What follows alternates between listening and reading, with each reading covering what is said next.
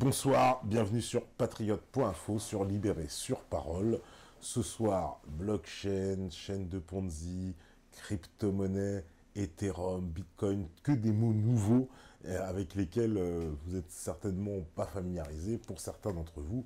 Et bien on va essayer de comprendre ça avec notre invité Francesco Condemi. Bonsoir Francesco. Bonsoir.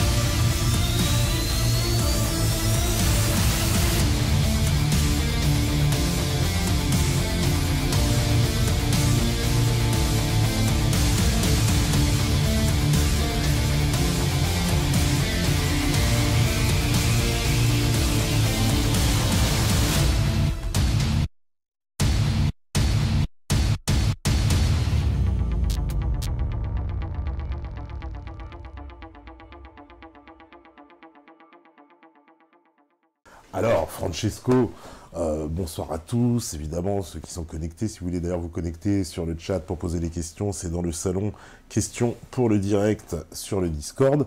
Alors, Francesco, toi, tu es venu parler des crypto-monnaies ce soir, mais je ne peux pas quand même faire l'impasse sur le fait que tu es un des fondateurs de Clap36, un collectif qui a réalisé des nombreux reportages de très très haute qualité, qui sont encore disponibles sur Internet. Voilà, et pour ceux qui reconnaîtront certainement, parce que nous, ce sont des reportages qu'on a énormément diffusés sur Meta TV, avec des sujets très intéressants. Donc voilà, je suis obligé quand même de rappeler ça, c'est quand même pas anodin.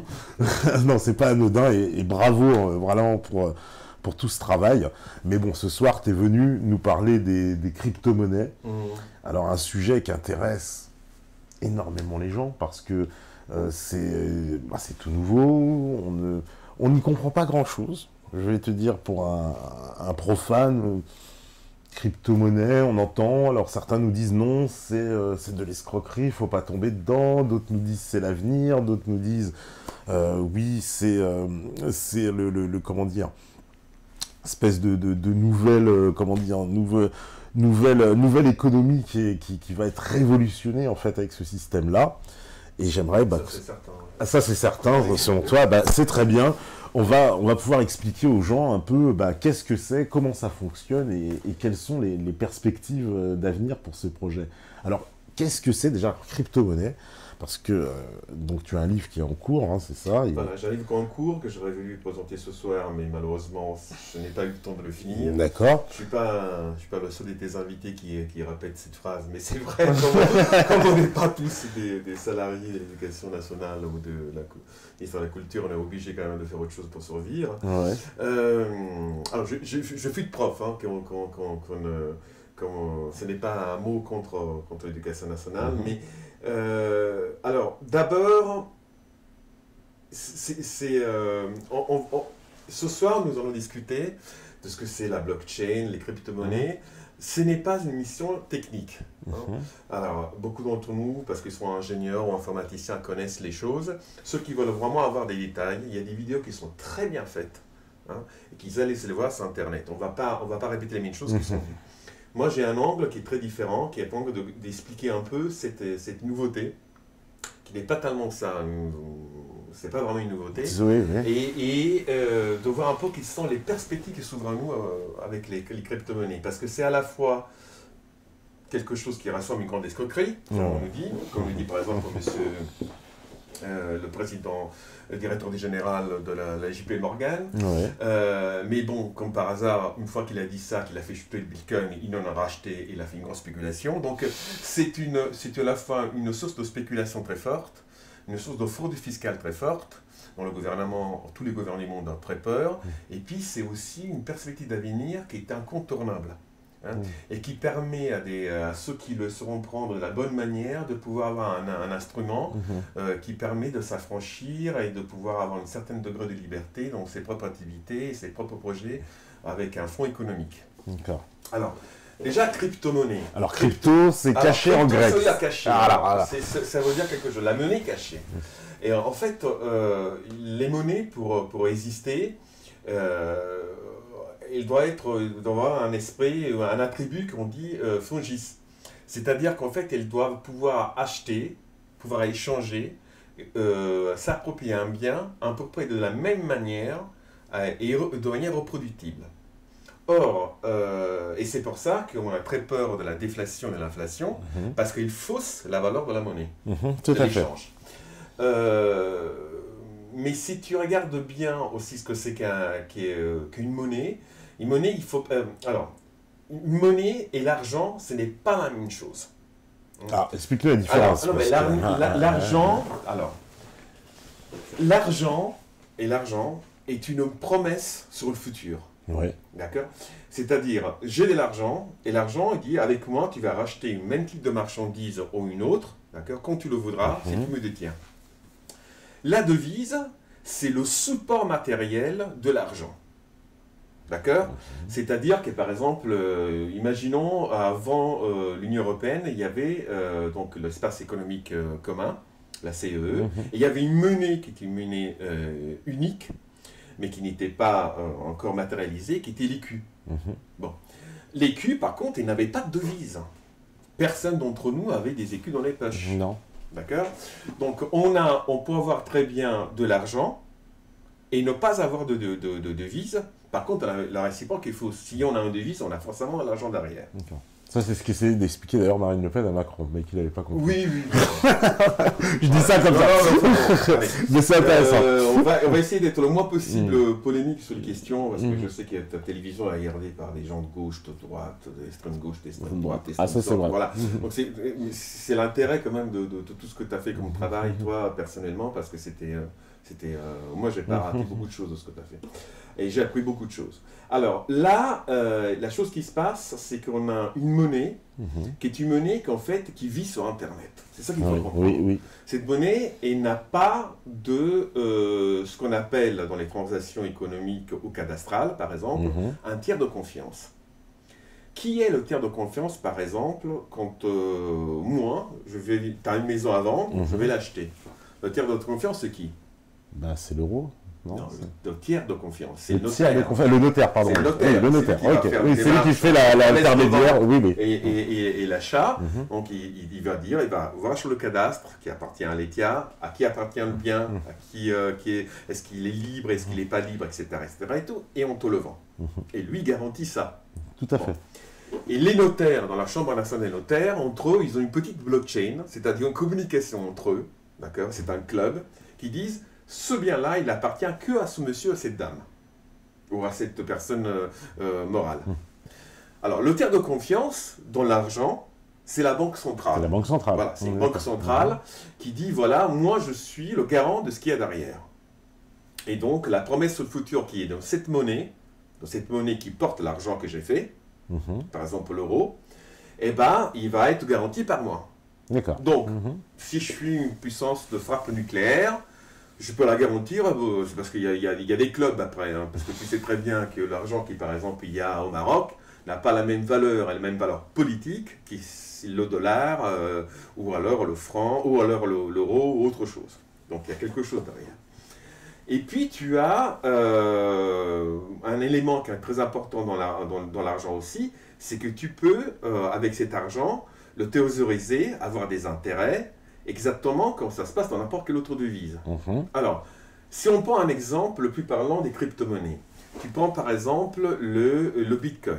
On parle toujours du Bitcoin, qui est une monnaie le plus célèbre. Voilà, plus célèbre, dont la technologie est complètement obsolète, et qui, en fait, est thésaurisée de manière très élevée depuis quelque temps. Donc, c'est une monnaie qui ne valait rien, et qui maintenant vaut environ entre 7 000 et 12 000 euros.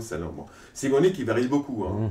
Imaginez si vous avez par exemple 1 euro, et avec cette monnaie-là, avec 10 euros, vous vous trouvez avec une déflation, une inflation de 40% en une journée. Ça serait ingérable. Ça serait ingérable. Ouais, alors, tu as en fait avec le Bitcoin une monnaie qui est une monnaie généraliste. C'est-à-dire avec ça, je peux acheter tout ce que je peux et tout ce que toutes les personnes, les enseignes, les marques, les commerçants, les entrepreneurs qui l'acceptent. Et on verra qu'il y en a de plus en plus. Mais en plus de ça, il faut être certain que cette monnaie-là puisse être vérifiée. Et alors, comment ça se passe? On fera un exemple d'abord de base. Imaginons qu'on est un groupe d'amis. On décide de créer une crypto-monnaie. Une crypto-monnaie entre nous.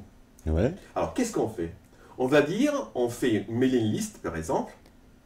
Et dans cette mailing list, à chaque fois, il y a 100 d'une monnaie qui s'appelle 100 TEPA, par exemple. Chacun en a 10, on est 10 potes. Et à chaque fois qu'on échange, je vais dire sur la mailing list, attention, je viens donner 3 TEPA à Guillaume. Et tout le monde le sait.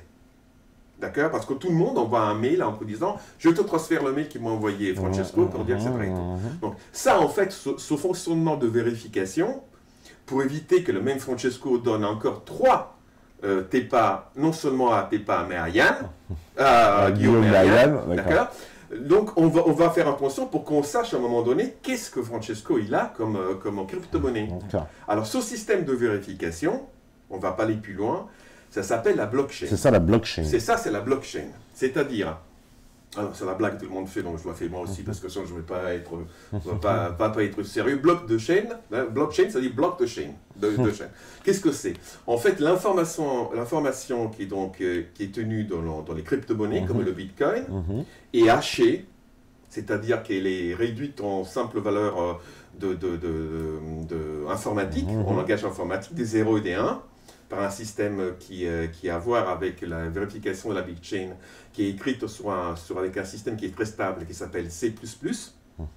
Et donc, je fais exactement ce qu'on a fait avec la mailing list, mais je le fais puissance 10. 1 million, quoi. Parce que tout ça, ça implique le monde entier et tous les gens qui ont participé. Il faut savoir que le Bitcoin, donc je ne vais pas sortir les noms que tout le monde connaît, parce que justement, une des caractéristiques de la monnaie virtuelle, c'est qu'en fait, on est entré dans le monde des trouvailles managériales très à la mode, c'est-à-dire du VUCA. Hein, volatile, incertain, complexe et ambigu. C'est-à-dire, grosso modo, tu ne sais jamais où t'en es. C'est ça la vraie histoire. Tu ne sais jamais quand on... Et une fois qu'on a fait ça, donc, au niveau mondial avec le Bitcoin, on envoie des mailing lists, c'est-à-dire la blockchain se met en branle pour fabriquer un bloc, d'accord? Environ tous les 10 minutes. Tous les 10 minutes, nous avons une vérification de la totalité des échanges, des transactions qu'il y a eu avec le Bitcoin. Alors, inutile de dire qu'après quelques années, c'est devenu une masse d'informations absolument monstrueuse. Hein, si tu veux télécharger par exemple un wallet, maintenant, tu peux mettre plusieurs jours pour le faire. Donc c'est quelque chose... Alors, en plus, qu'est-ce que ça veut dire donc on prend toujours le cas du Bitcoin. On peut décider, donc il faut savoir que le GOX, qui se trouve, donc, qui est la plateforme d'échange, enfin de consultation, le gouvernement du Bitcoin, bon, il y a eu pas mal de scissions dernièrement, etc. et tout, qui était une ancienne en fait, plateforme d'échange de cartes magiques, c'est un peu le Parlement, et ils ont décidé au départ de combien de Bitcoin allaient en fabriquer. D'accord. C'est pour ça qu'on dit... Il y en a 21 millions, je crois. 21 millions de Bitcoin au plus. Bon. Alors, quand on dit ça, je voudrais qu'on m'apporte un chercheur, quelqu'un qui est un homme de droit, et qui me montre toutes ces règles-là. Parce que pour l'instant, tout ce qu'on raconte, n'ont été vérifiés par personne. Ah, c'est-à-dire que ça, c'est comme une assertion, il n'y a pas de... C'est comme on dit, par exemple, que la blockchain le C++ est un langage très stable, mais la blockchain n'est pas falsifiable. Oui. C'est faux, la blockchain est falsifiable. Il y a un certain nombre de bitcoins qui ont été perdus à jamais, et il y en a d'autres qui ont été falsifiés. Mais en plus de ça, il faut savoir que la seule vraie raison pour laquelle le bitcoin, la blockchain n'est pas falsifiée tout le temps, et ne l'est plus maintenant, parce que c'est impossible, c'est parce que pour aller vérifier le bitcoin, ou pour le produire lui-même, pour dire je viens d'inventer un bitcoin, cela coûte tellement d'argent, parce qu'il faut faire marcher des ordinateurs, des cartes graphiques, etc. Il y a des fermes bitcoin, par exemple en Chine, qui sont énormes, c'est grand comme des hangars. Ça coûte tellement d'électricité qu'en fait, ce que vous faites pour la falsification vous coûte beaucoup plus cher que l'acheter. Alors, quand on parle de tarifs d'électricité exorbitants, il faut voir qu'il y a rien qu'aux États-Unis et au Canada, le bitcoin consomme l'équivalent de la consommation d'électricité de 1,2 million de foyers. Donc c'est énorme comme question. Donc nous verrons un peu ce que ça implique. Alors, l'axe principal maintenant des crypto-monnaies, après on verra, tu vas m'interroger là-dessus, c'est pour l'instant le futur se partage en trois. D'abord, fraude fiscale, spéculation et possibilité d'échange monétaire autre. Alors, tu as parlé de Cloud Francis, mais enfin, moi je n'ai pas fait que ça dans la vie, et c'est vrai que moi je viens du mouvement, bon, ça fera sans doute plaisir à certains des invités qui sont venus ici, moi je viens de la gauche libertaire, voilà, c'est comme ça. Et j'ai donc travaillé beaucoup avec certains milieux comme Zalea Télévision, tous ces groupes un peu qui sont finis un peu mal. Et ils sont, et si tu veux, moi à l'époque, il y a une quinzaine d'années, je travaillais avec des personnes qui étaient dans les CEL, donc les systèmes d'échange locaux. Oui. Et si tu veux, moi quand j'ai vu ça, il y a une dizaine d'années arriver, c'est-à-dire les crypto-monnaies, je les ai regardées avec une certaine distance et pas vraiment d'intérêt, parce que je me suis dit, de toute façon, je sais comment ça va finir tout ça. Parce qu'à l'époque, moi j'étais dans les CEL. Et donc, les CEL, ce sont des systèmes d'échange locaux. Tu fais un cours de mathématiques pour mon fils qui est en CM2. Moi, je te prépare un peu le toit, etc. Tout ça, ça se passait comme ça. J'avais des amis qui avaient monté des structures économiques comme ça. Et une fois, j'étais en Ardèche chez des amis et on a vu débarquer une petite 104 blanche accompagnée par un camion de la gendarmerie et qu'on a dit, ça s'appelle du travail illégal, vous arrêtez maintenant tout de suite, d'accord? Ah ouais? Je vous fais embarquer. Voilà, c'est passé comme ça, les CEL. Donc après, tous les années, on rencontre des histoires, des complots, des machins, des contre-complots. Au bout d'un moment, on est tombé là-dessus. D'accord. Ouais. Donc il y avait qui avaient monté les CEL, d'autres qui avaient monté les PIAF, il y avait plusieurs monnaies virtuelles qui remplaçaient le franc, tout simplement pour que... Bon, avec la technologie, donc la blockchain, mais il y en a d'autres de technologies qui servent à vérifier. Par exemple, il y a les graphiques encycliques orientés ou non orientés, une autre technologie qui est beaucoup plus rapide et qui marche mieux et qui permet de faire la vérification sur la double affectation. Parce que tout ce qu'on a peur dans la crypto-monnaie, c'est que par ordinateur, je puisse acheter avec mes crypto-monnaies deux fois ce que je puisse l'utiliser deux fois. En faussant donc le jeu total. Bon. Il y a des technologies qui permettent ça.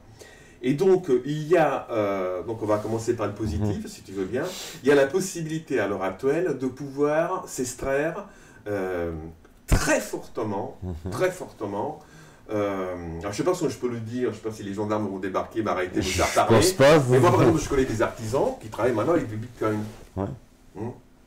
qui savent, bon l'intérêt est évident, c'est que c'est pas déclaré. C'est pas déclaré, oui. C'est pas déclaré, et tu te balades pas avec des liesses de 100 € une fois que tu as fini de faire le pas dans la voisine. Mais il y a d'autres problèmes aussi qui ne sont pas évidents. Si tu veux, même un utilisateur moyen d'Internet, ce sont quand même c'est tout un monde. C'est tout un monde.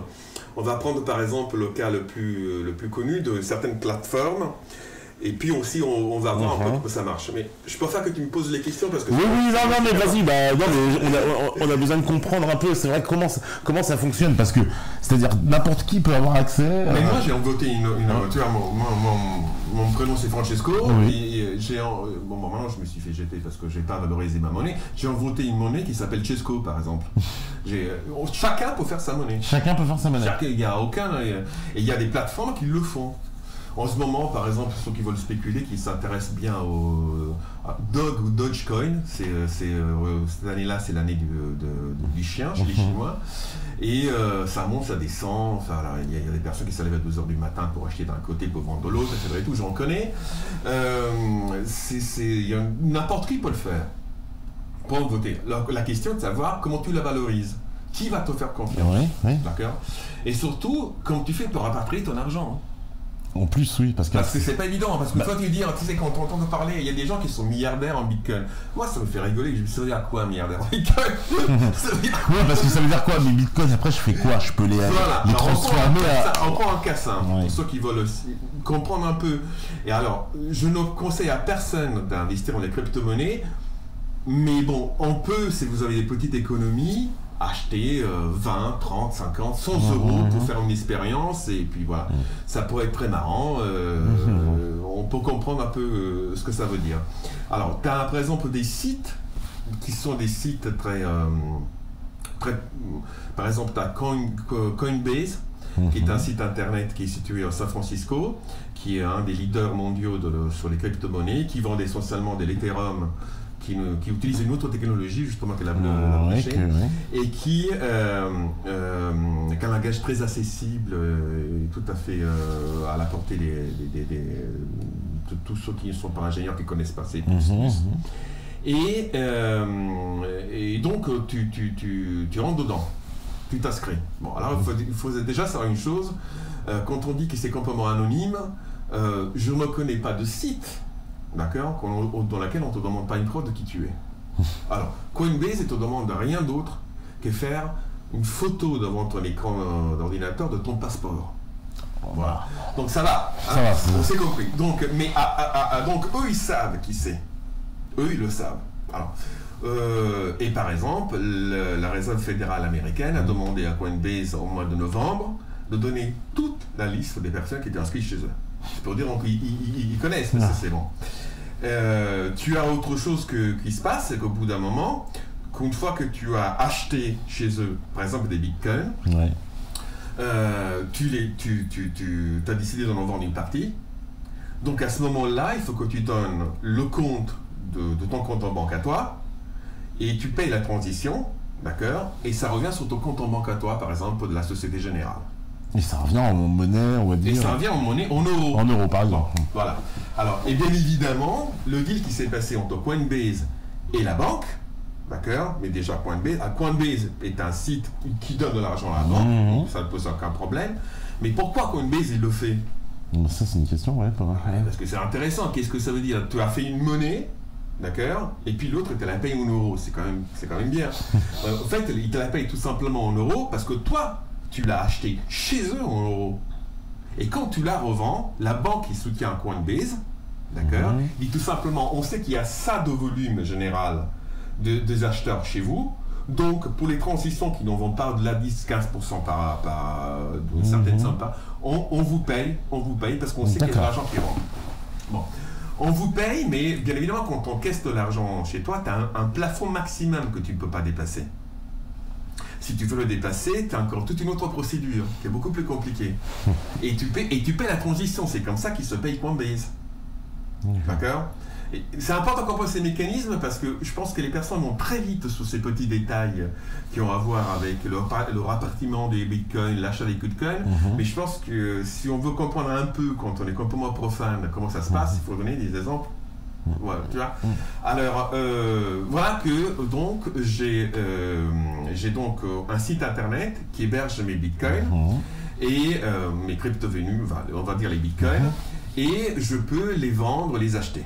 Je peux par exemple acheter en bitcoin, directement en bitcoin, sur certains sites, d'accord, qui sont qui existent et qui vendent des marchandises d'accord, uniquement en Bitcoin.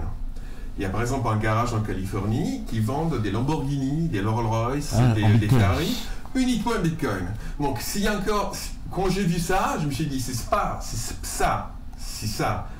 pas un accord entre mafieux, je ne vois pas à quoi ça sert. C'est vraiment le truc le plus, c'est évident. Il y a vraiment des évidences. Donc on en revient, donc on peut acheter plusieurs choses.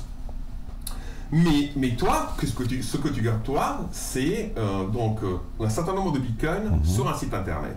Mais si je veux, je peux installer une application sur mon ordinateur ou sur mon smartphone. Et à ce moment-là, j'ai un wallet. Un wallet, c'est un portefeuille, traduction. Un portefeuille dans lequel j'ai toutes mes crypto-monnaies dessus.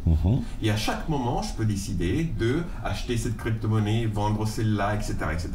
Et j'ai donc une application qui est complètement mobile et qui m'appartient tout le temps. D'accord.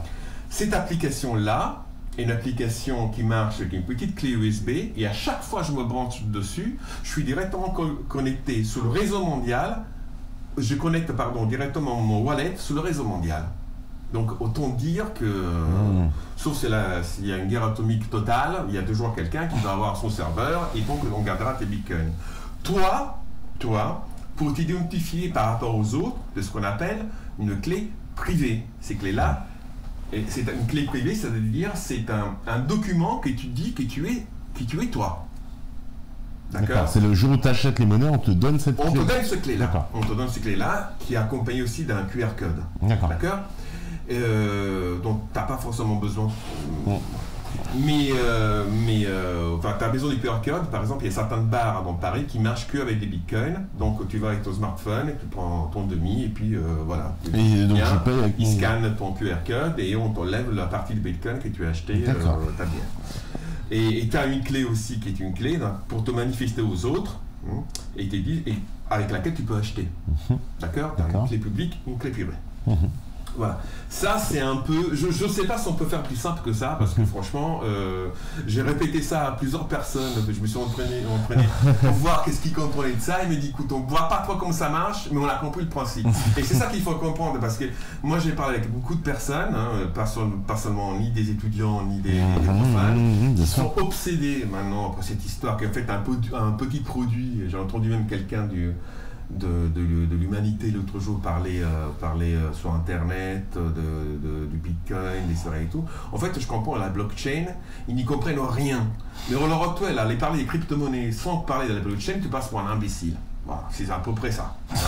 Donc en fait, parce que si on veut parler vraiment de la blockchain, tous ceux qui ne sont pas Black plus 5 ici peuvent éteindre l'ordinateur et partir. Je ne vois pas comment te dire. Je ne trouve pas d'autre moyen pour pouvoir expliquer de manière plus simple. Ça, après, c'est des maths pures et ça s'arrête là. Bon.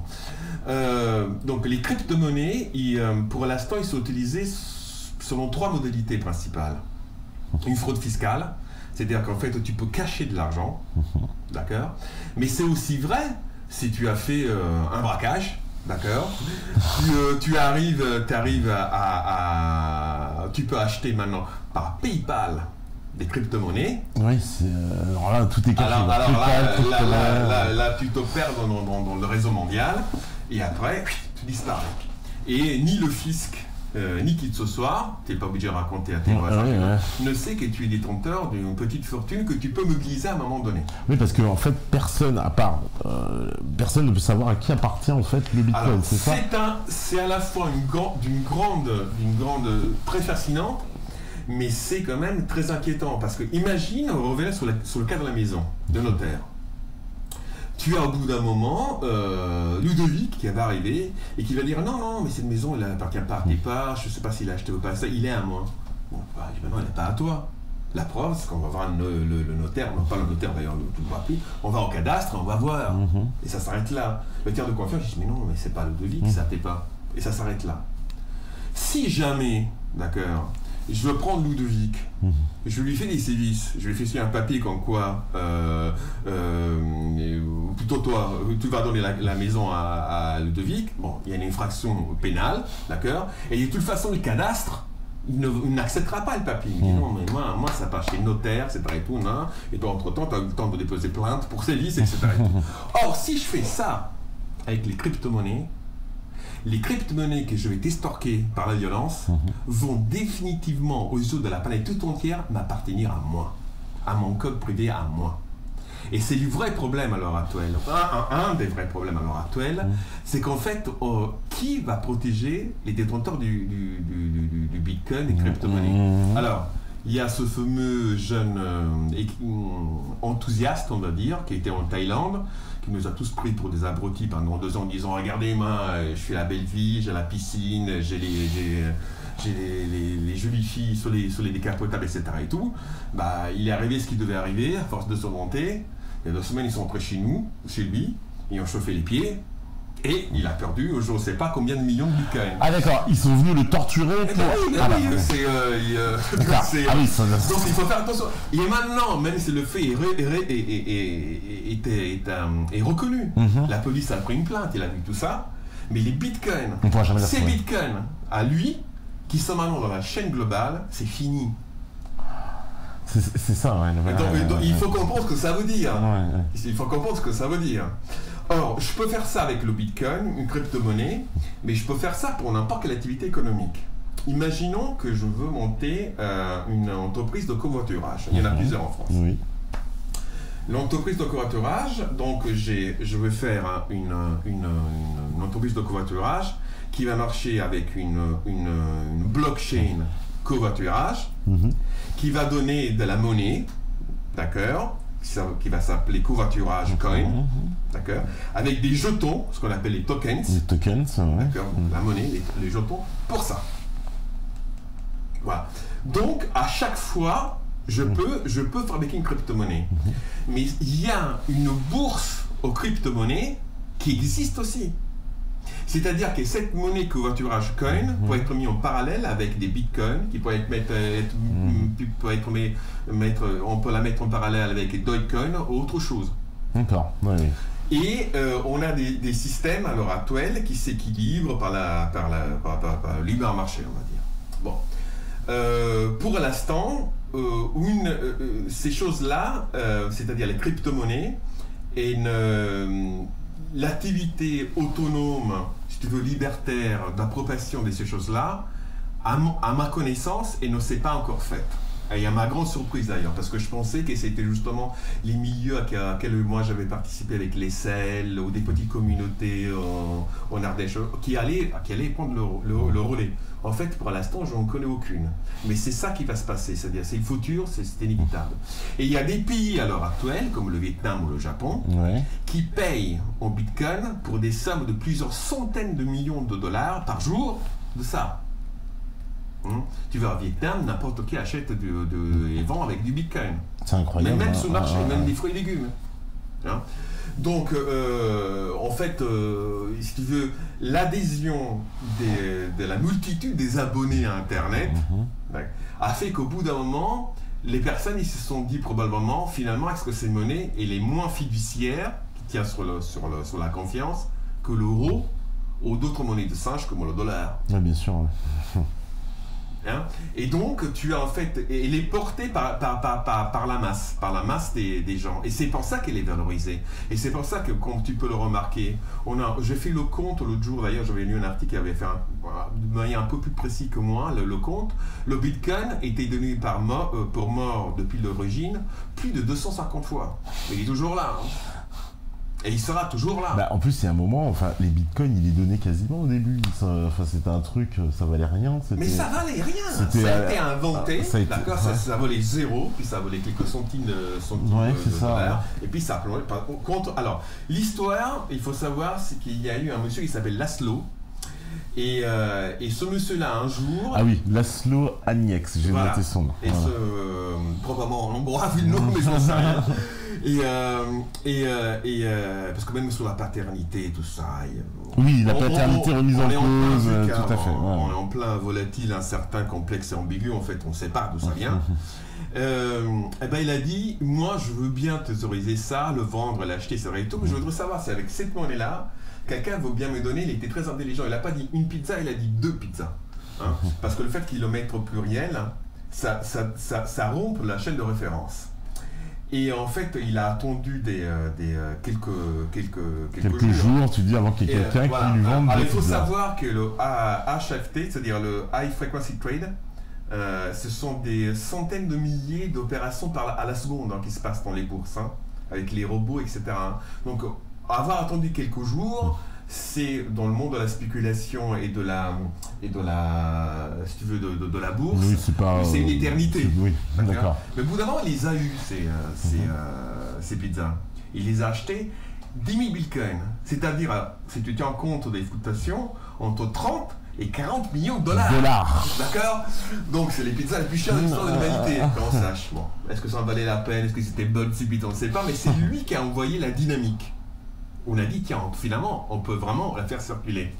Et maintenant, tu as des sites, comme je te disais, des garages, ça c'est une caricature, dans laquelle le Bitcoin a libre cours. Et même si tu vas à Paris, maintenant, il y a des bars dans lesquels tu payes en Bitcoin. Oui, en Bitcoin, ouais. J'ai vu qu'il y a des villes, d'ailleurs tu me le disais, des villes où tu peux payer absolument tout en Bitcoin. Alors, c'est très répandu. Alors, pas en France. Pas en France, mais par contre, moi j'ai... Londres, New York. Voilà, Londres, New York, mais il faut savoir qu'est-ce qu'on peut faire avec.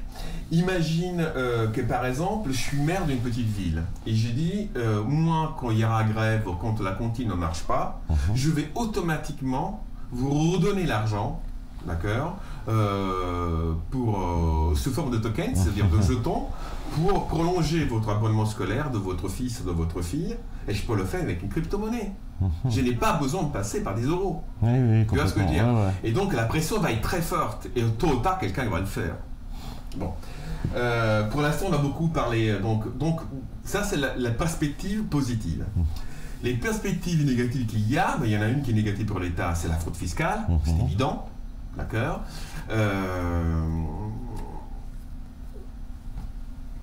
Beaucoup de monde connaît des personnes qui, à leur retour, font des chantiers, enfin, le travail au noir, qu'on appelle qui existe, qui est une réalité.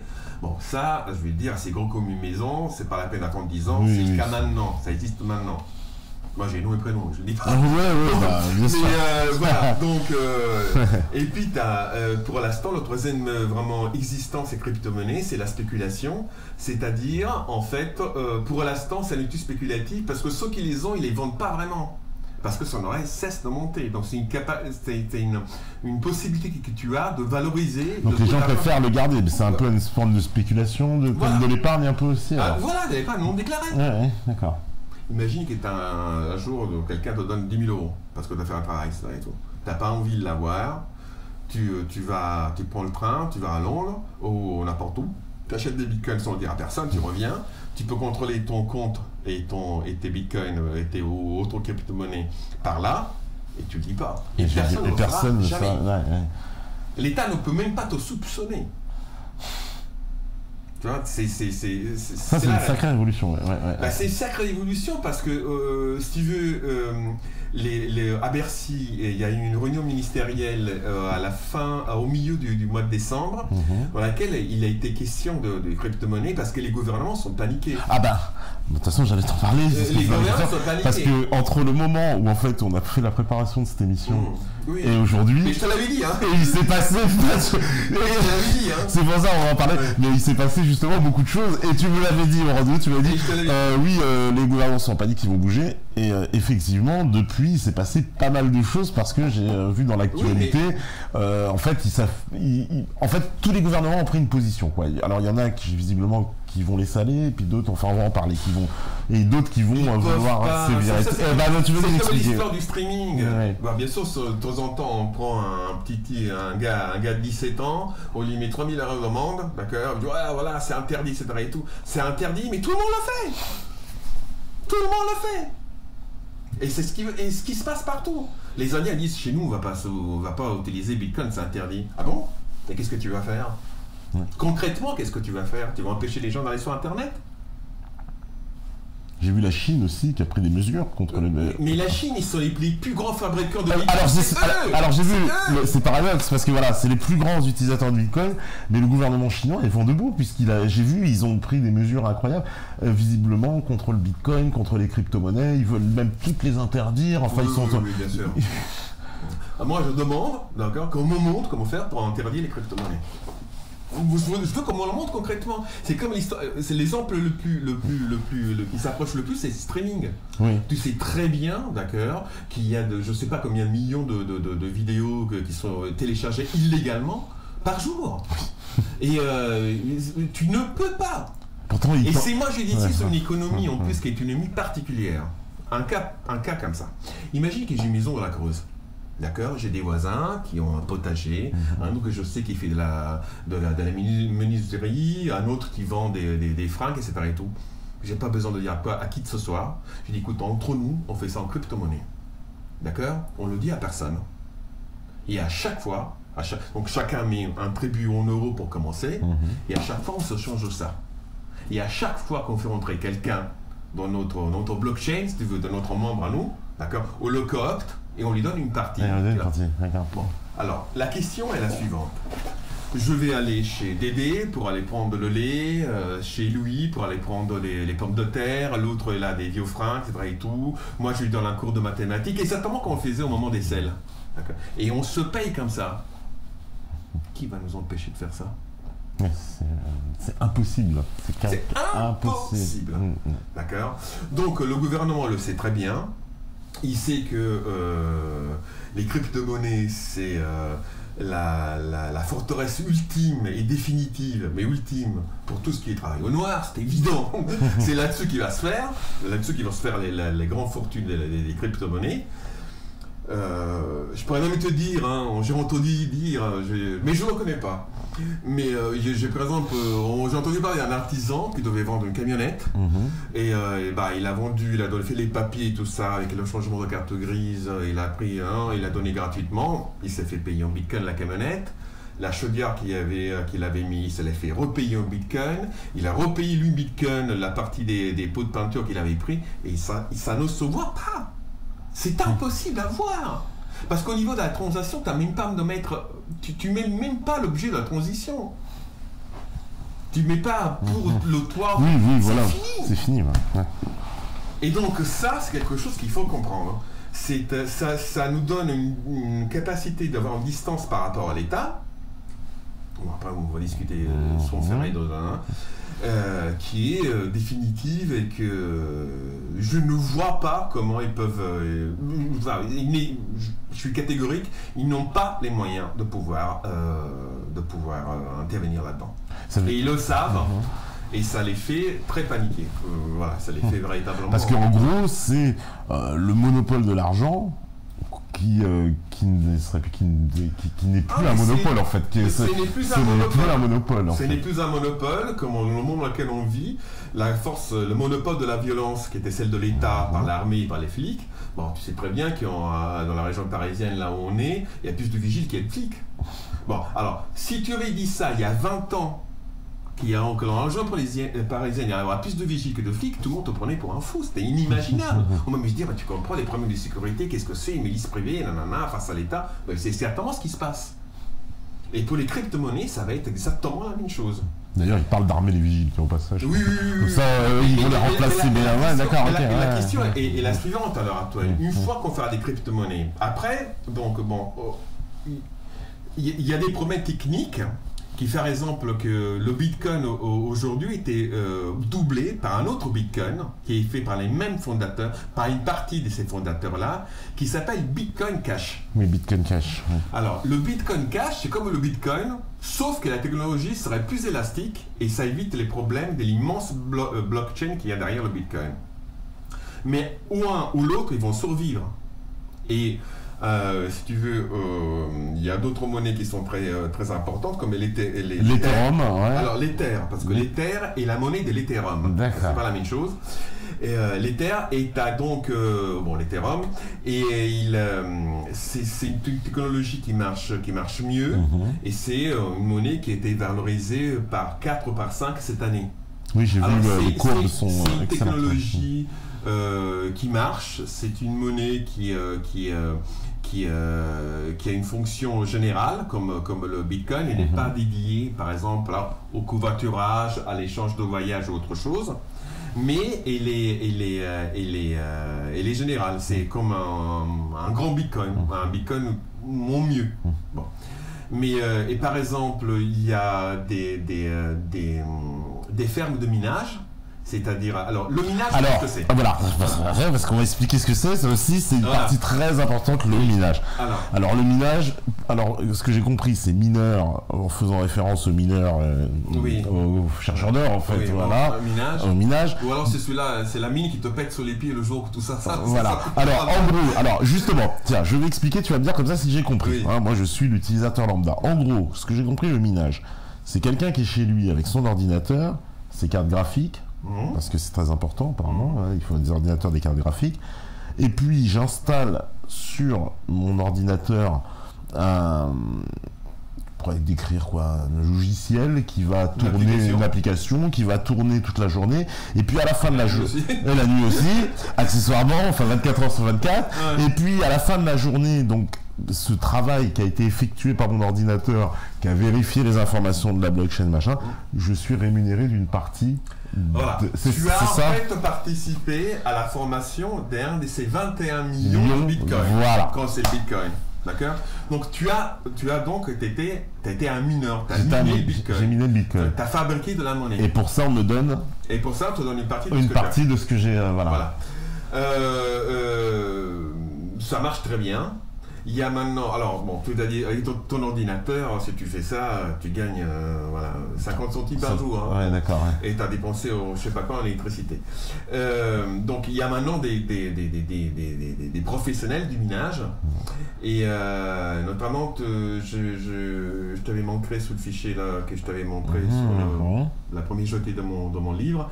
Tu as hydromineur. Oui.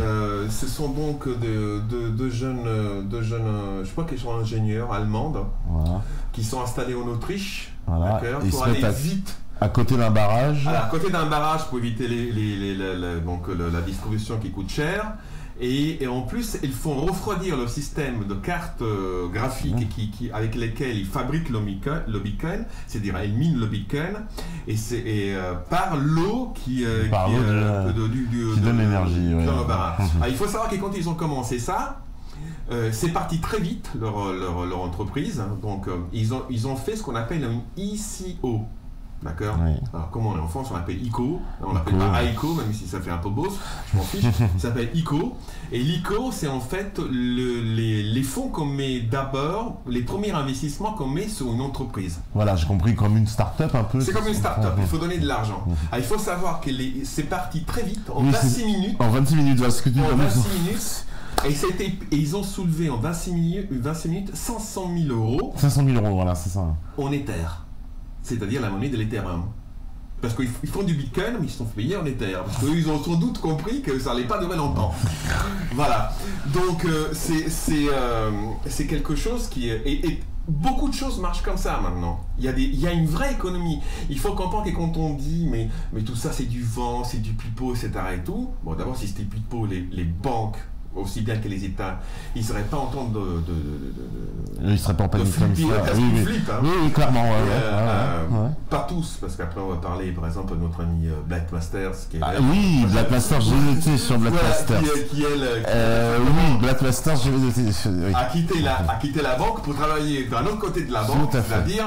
Alors, ce que je dis là, moi je suis prêt à en répondre dans quelques années. C'est quelque chose qui va transformer le monde. Parce que, regardez, on présente au niveau bancaire, les banques de compensation, ce qu'on appelle les clearing, des choses comme ça, ça marche avec ces systèmes-là. Sauf qu'ils ont beaucoup de travailleurs qui font ce travail. Quand on monte une blockchain bien faite, ou un système équivalent, d'accord, de vérification, c'est exactement pareil. On voit au chômage, dans les prochaines années, il y aura des millions de personnes qui travaillent dans le secteur bancaire qui vont être mis à la porte. Ça, c'est inévitable. Blitzmaster, pour citer, elle dit c'est la fin de la banque. La fin du monde bancaire et la révolution dans le monde du travail. Oui, bon. C'est-à-dire que ça va être... on peut prendre plusieurs exemples. Prends par exemple ça pourrait marcher pour les retraites par exemple. Tu peux faire une blockchain pour les retraites, tu cotises et puis tu récupères ton argent. Ça marchera exactement de la même manière. Et si tu veux, c'est un peu comme quand tu tamponnes un peu l'électricité au niveau d'une grande dimension. Le réseau EDF français, donc le TER, transport d'électricité, il marche comme ça. Tu as des lignes à haute tension, et puis la distribution. Mais quand tu stockes de l'énergie, toi, par exemple parce que tu as des panneaux solaires chez toi, tu les vends à EDF.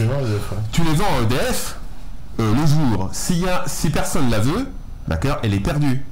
Mais c'est le réseau lui-même, d'accord, qui va tamponner la demande et qui va par exemple faire qu'au bout d'un moment ton énergie excédentaire qui existe au niveau national fait qu'au bout d'un moment ça déclenche un seuil, il dit cette énergie en plus on la vend en Espagne par exemple.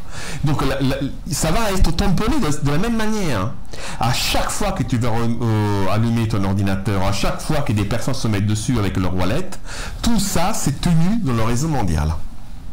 La banque, à proprement parler, ça n'existera plus. Le lieu même, ça n'existera plus. Il n'y aura plus besoin. Il n'y aura plus besoin. La banque sera là-dessus. Elle sera là-dessus. D'accord.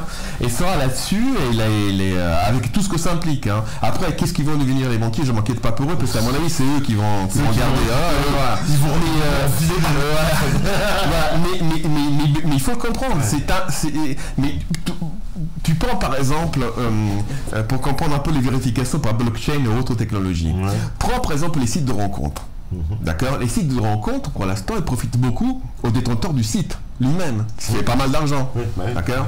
Mais si je fais une blockchain, d'accord, pour dire oh ce garçon-là il est un peu fou, je ne vous conseille pas les copines, etc. et tout, ou vice-versa de l'autre côté, la blockchain elle va marcher comme ça, et au bout d'un moment, ce sera beaucoup plus sécurisé, parce qu'on sait que le type là-bas il a un pot toqué, il ne faut pas aller le voir, etc. Et ça va marcher comme ça. Donc tout ça, c'est une économie qui va se faire. Sur, par exemple, tu as Flixo, qui marche exactement de la même manière à l'heure actuelle, et qui fait que tu participes en peer-to-peer, c'est-à-dire de particulier à particulier, à la détention d'un certain nombre de vidéos qui sont chez toi. D'accord. Un peu comme c'était Napster. Un peu comme c'était Napster. La façon de YouTube, mais voilà. Mais participative, on va dire. Voilà. Et puisque tu mines, c'est-à-dire tu fabriques la possibilité de t'ouvrir à d'autres, tu as une petite récompense avec lesquelles la blockchain, dans ce cas-là, pour aller vite, le système de vérification va s'occuper même de payer les droits d'auteur de ce que tu diffuses. Donc, ça pourrait être pour les voyages, ça marche de la même manière, pour les sites de rencontres, de participation, en politique, par exemple. Prends à l'heure actuelle, par exemple, les élections. Les partis politiques ne sont plus que des consortiums électoraux. Ils n'ont plus rien à proposer. Ouais, le type là, il est mauvais, il votait pour moi parce que sinon c'est le nazisme ou c'est le communisme, je sais pas quoi. Mais ils n'ont rien à dire, ces gens-là. Bon, quand tu as au niveau d'un consortium électoral, tu peux très bien au bout d'un moment décider de faire un peu, si c'est passé en Italie avec le mouvement 5 étoiles, et tu le fais avec une blockchain, et tu le fais avec, et même tu peux dire, on va valoriser à chaque fois à 1 euro ou à une fraction de Bitcoin chaque nouveau participant. Et tu peux monter un parti énorme quand tu pourras, tu pourras monter une liste électorale énorme dans les temps qui viennent par rapport à un vote quelconque ou à un référendum quelconque. Et il n'y aura plus besoin pour le financement, ça pourrait être énorme aussi. Là, c'est pour le coup. C'est fini. Ouais. C'est fini. Par contre, sauf que là, si tu fais ça au niveau des élections, il y a bout d'un moment, tu as le président public qui va venir chercher chez toi. Voilà, qui va donner l'argent, sortez les factures, machin. Mais par contre, le serveur peut se trouver en Hollande et puis comme Pygmalion, voilà, à Bruxelles, le candidat était tranquille. Ouais, d'accord. Était tranquille. Extraordinaire. Donc ça veut dire vraiment là parce qu'on est face à ce que tu es en train de nous expliquer, parce que ça c'est des changements majeurs. Mais c'est des changements énormes. En gros, il y a des entreprises qui vont s'effondrer, des pans entiers de l'économie qui vont pas survivre. Ah mais Black Master c'est un peu ce qu'elle dit. Elle dit ça. Ouais. Lagardère a fait une intervention en Suisse, je crois que c'était à Davos. Si je me trompe, Davos, ça s'est passé. C'était là. Oui, voilà.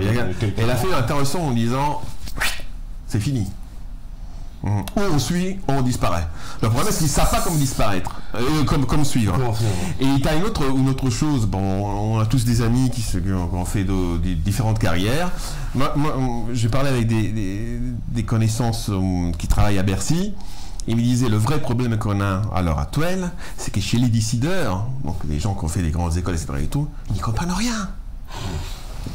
Il y a des types qui sont capables de te monter techniquement un bon polytechnicien, ils ne comprennent pas ce que c'est parce qu'ils n'ont jamais compris ce que c'était l'argent. Parce qu'ils ne comprennent pas la différence qu'il y a entre l'argent et la devise. Et surtout, ce qui est dans l'argent. L'argent, c'est une promesse sur le futur. Et ces choses-là, à l'heure actuelle, tu le fais de manière fiduciaire. Au niveau du peuple français, à ton avis, les gens qui ont peu d'argent comme moi et toi, disons qui survivent un peu, ils vont faire plus confiance à la masse des gens qui vont au bout d'un moment vont créer une crypto-monnaie entre eux ou à l'État. C'est-à-dire l'État avec tout ce qui s'empoche, les affaires tous les jours, la méfiance qu'il y a par rapport aux politiques, etc. Et tout. Donc ce sont des choses qui ont une dimension véritablement, j'utilise le mot, c'est un cataclysme. Alors, bien évidemment, tu as aussi une utilisation qui peut être une utilisation de type militaire. Tu peux, une fois que tu as, ça on en a déjà parlé, il y a une conférence qui s'est tenue en Suisse là-dessus. Oui. Tu as imagine qu'il y a des secteurs entiers de l'économie qui basculent vers les monnaies crypto-monnaies. Ouais. D'accord. Si moi j'arrive à intervenir, pas par ça s'appelle, pas par un piratage, mais je peux, en m'insérant dans l'économie d'un pays, parce que ces choses-là se vendent et s'achètent, je peux tenir un pays. Je peux mieux qu'une grève, mettre un pays à terre, comme ça. D'accord. Oui, parce que c'est l'argent. Ouais. C'est de l'argent. Donc, si tu veux, les enjeux à l'heure actuelle, nos politiques ne sont pas à leur hauteur, pas parce qu'ils sont incompétents, parce qu'ils n'ont pas compris. Ils n'ont pas compris. Ouais. Ils n'ont pas compris ce qui est en train de se passer. Ils n'ont pas compris ce qui est en train de se passer. Et moi, quand je dis ça, il me semble absurde. Il y a un QI moyen, et puis j'ai compris qu'ils n'ont pas compris. J'ai compris qu'ils n'ont pas compris et que de ce côté-là, il y a une... Après, il y a des caricatures. T'as Marine Le Pen qui a pris la parole pour dire qu'elle était contre les crypto-monnaies parce que la monnaie était naissante et tout. Mais où elle vit? Où elle vit? Et elle pense en plus de manière autoritaire pouvoir l'interdire. Ça n'existera pas. Non, mais elle comprend rien, la monnaie, on a compris. Non, enfin bon. Mais elle n'est pas la seule. Hein. Non, elle n'est pas la seule parce que j'ai vu que le gouvernement, il avait quand même annoncé qu'il y avait une mission ministérielle sur les crypto-monnaies. Sur les crypto-monnaies. Et qu'ils avaient décidé, par exemple, de faire partie du marché à terme de 3 000 milliards d'euros. Ils voulaient les faire basculer là-dessus. Enfin, ils se posent la question. Mais si tu fais ça, d'accord, mais plus personne va te payer des impôts. Et si tu veux, la chose qui est si on arrive à mettre notre petit virus ce soir pour faire comprendre aux gens le principe, pas de la blockchain, des crypto-monnaies, mais de l'importance de la question, pour moi, ceux qui t'as parlé de Clapton 6, moi j'ai travaillé pendant 20 ans sur des fronts de guerre. Hein. Et d'ailleurs, si tu me permets, je voudrais porter mon hommage à Béatrice Pignel. Bien sûr. C'était ma femme qui nous a quittés il y a 3 ans. Et je veux dire, c'était un moment très intense de ce qui s'est passé. Hein, voilà. Bon, là maintenant, on peut souffler. Pour une fois, on va dire qu'on a gagné la guerre. Bon, je dis ça pour rigoler parce que on n'est pas plus avec les Russes qu'avec les autres. Mais disons, l'impérialisme est en train de faire. Il y a un coup d'arrêt, ou plutôt un changement. Des stratégies impérialistes, mais sur cette question-là, moi j'engage déjà toutes mes forces parce que c'est pour moi la question la plus importante qui est. Hein. Avec l'argent, on peut tout faire en mode capitaliste, et cet argent-là, ils sont en train de le perdre. C'est-à-dire là, il y a vraiment un espèce de nouveau monde qui est en train de s'ouvrir en fait. Mais complètement, mais sur tous les domaines. Je reviens sur le cas du covoiturage. Pour l'instant, quand je vais sur Babacar, je les paye. Oui, voilà. Ouais, je donne ma carte bleue. Et, voilà. Et ça se passe comme ça. Alors, maintenant, je revente la même chose. D'accord? Et je fais ça avec BlaBlaCoin. D'accord? J'invente un BlaBlaCoin. Je m'inscris dessus. Je dis voilà, ça c'est mon modèle de voiture. Je descends une fois à Bordeaux, une fois tous les mois. Ça va et tout. Donc, un simple compte de truc de voiturage. Je fais payer ça avec mes BlaBlaCoin. D'accord? C'est fini. Je veux dire, il n'y a plus possibilité de te capter, de te soustraire, de t'estorquer de l'argent. C'est fini. C'est du particulier au particulier. Mais ce qui veut dire, pour que je comprenne bien, les gens qui vont aller se connecter sur ton site, pour pouvoir avoir les BlaBlaCoin, ils vont devoir quand même avoir des euros. On est d'accord? Ou des bitcoins, ou de l'Ethereum. Ah, eh ben oui. Tu comprends? Ouais. Ça peut être des euros, mais il n'y a aucune... Ça a une valeur. Il y a une économie derrière. L'économie du minage. Ce sont des millions de kilowattheures qui sont consommés par an. Ça existe. Ce n'est pas du vent. D'ailleurs, il y a des gens qui commencent à parler de la catastrophe écologique qui va survenir avec les crypto-monnaies. Je voudrais qu'on m'explique concrètement en faisant vraiment des life cycle costs, c'est-à-dire des cycles de vie de toute la filière énergétique de Bitcoin ou des crypto-monnaies, si c'est vraiment quelque chose qui est plus polluant et qui dépense plus d'énergie que le fait de faire une monnaie, d'avoir à la garantir de manière étatique, de pouvoir la vérifier, de pouvoir l'imprimer sur des billets de banque. Est-ce que c'est vraiment de devoir faire quelques porte-avions et quelques avions aussi, parce que de temps en temps il faut bombarder les voisins, il faut faire comprendre que ta monnaie elle est vraiment très bonne. Est-ce que ça va coûter plus? Est-ce que du point de vue économique et écologique ça va être? Non. Au contraire. Et tous ceux qui ont des projets, je parle par exemple, tu vois, j'ai vu ton émission que tu avais fait avec un Raptor là. Ah oui. Quand je vois un type comme ça par exemple, lui il a une petite économie parce que je pense qu'il fait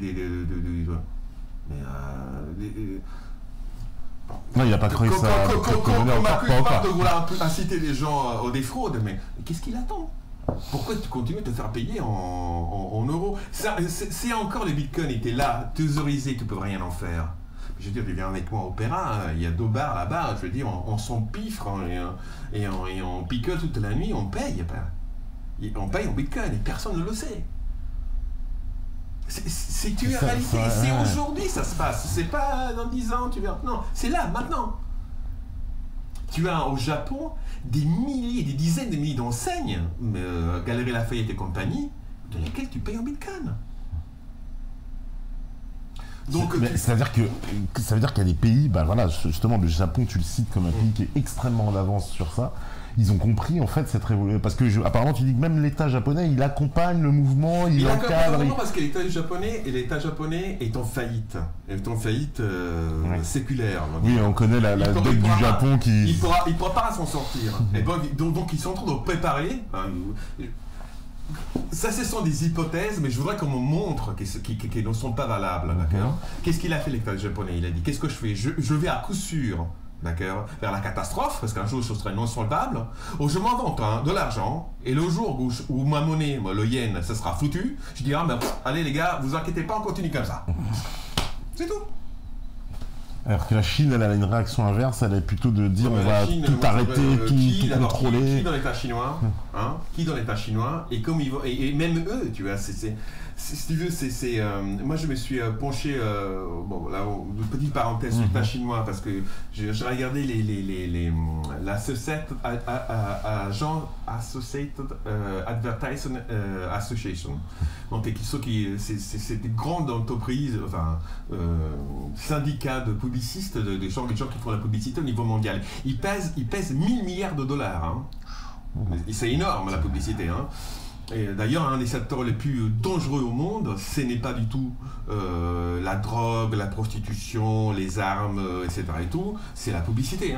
Quand un jour tu es nommé par un État, d'accord, responsable de chaîne privée de ton État, d'accord, et tu te trouves au poste de faire payer de ceux-là qui s'occupent de publicité, des tarifs publicitaires, sache que c'est tellement trop forte les tarifs en disant mais merde, les satellites c'est à moi, la chaîne est à moi, les employés sont à moi, je fais moi qui décide de prix, il te va t'arriver un problème. On en a déjà un cas énorme en Italie, les types se font buter. Ministre pas ministre, ils se font buter. Ce sont des enjeux énormes. La Chine, pourquoi je parlais de ça, et là, tu sais, quand la nouvelle Discovery, quand on a vu qu'on avait pris le satellite qui était en... Ils ont vendu ça aux Chinois après. Et en fait, ils émettent partout en Chine, avec ce satellite-là, les chaînes étrangères que tu peux capter, même si la Chine est fermée, dans les grands hôtels. Oui. Bon. La Chine, elle est capable, quand elle veut, avec ce système-là, de pouvoir un contrôle complet sur sa crypto-monnaie d'État, par exemple. Si elle veut. Sans passer par le réseau mondial. En sachant qu'en même temps, il est en train de mettre en place un système une constellation de satellites tout autour de la Terre, qui lui permettent d'avoir un système de GPS à elle, comme nous, on aura un jour Galiléo. Pardon. Oui. Donc, ce sont des choses qui sont très réelles, ce qui se passe. C'est vraiment l'économie maintenant. Et tout le reste, les déclarations de Bill Gates, qui lui trouve sa peut-être raison, mais il n'y va pas, ou de Warren, tout ça c'est un spectacle. D'accord, parce que les gens, ils sont dedans, parce qu'ils c'est porté. Mais il y a un chiffre quand même qui m'a étonné, c'est que tu dis que c'est 2% des... Voilà, c'est 2% des gens qui possèdent quasiment l'essentiel. Alors, pour le Bitcoin, il y a 2%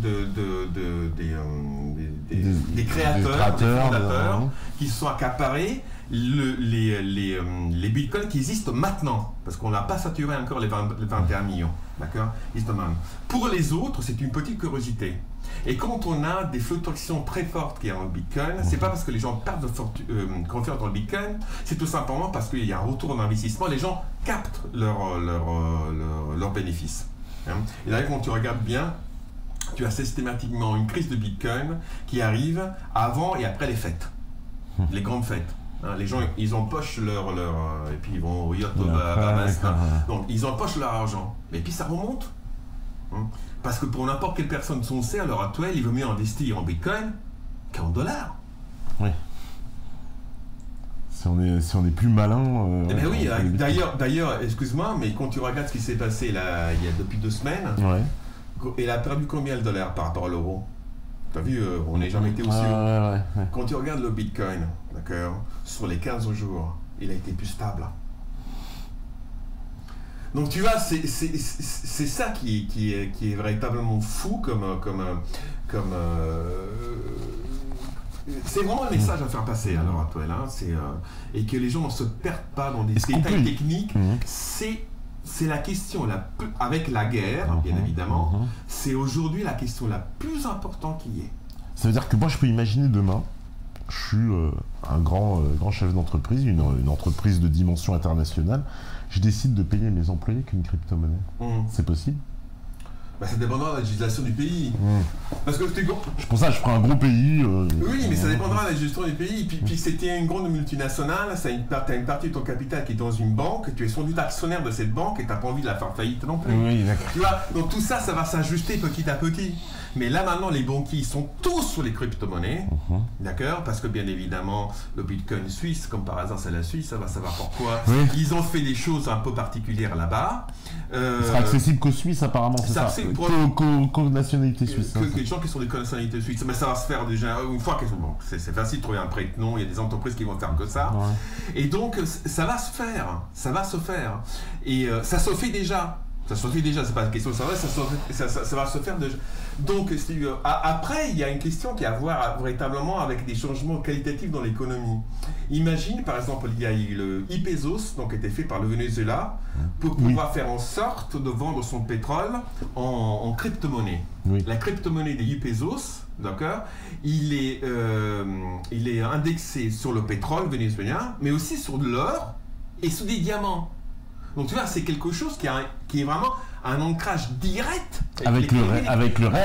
Parce que là clairement, je veux dire, quand ils annoncent ça et qu'ils l'indexent sur l'or et l'or et le diamant et le pétrole, aucune différence avec une monnaie indexée sur l'or en fait. Mais non seulement il n'y a pas de différence, mais une fois que tu achètes du dollar, ou même quand tu achètes des actions, d'accord, franchement, ces actions, par exemple, tu achètes une nouvelle technologie. C'est basé sur le fait qu'il y a des gens au Nasdaq qui vendent des cartes graphiques, qui vendent des choses comme ça. Voilà. C'est une économie réelle.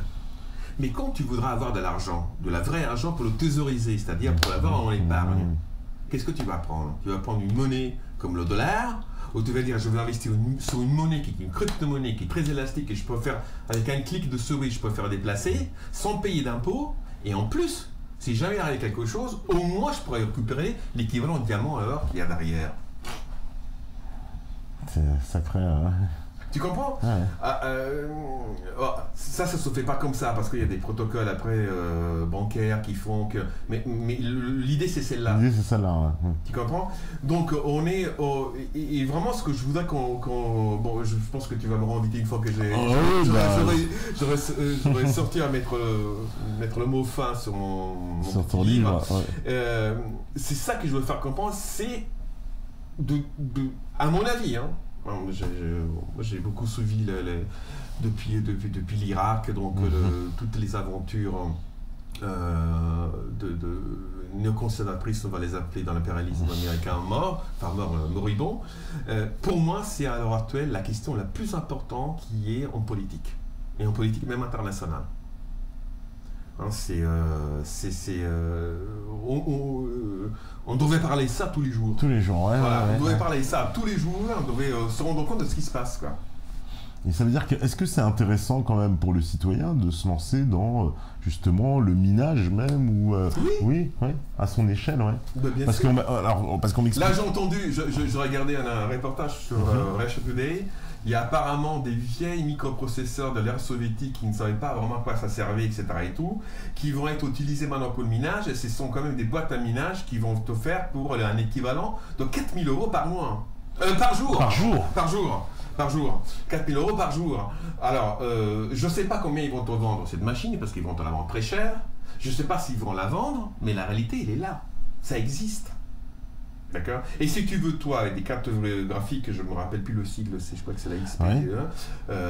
Parce que les cartes graphiques, pareil qu'il y a des ruptures de stock. Mais c'est à cause de ça. Le chinois qui fait des cartes graphiques, là, comment il s'appelle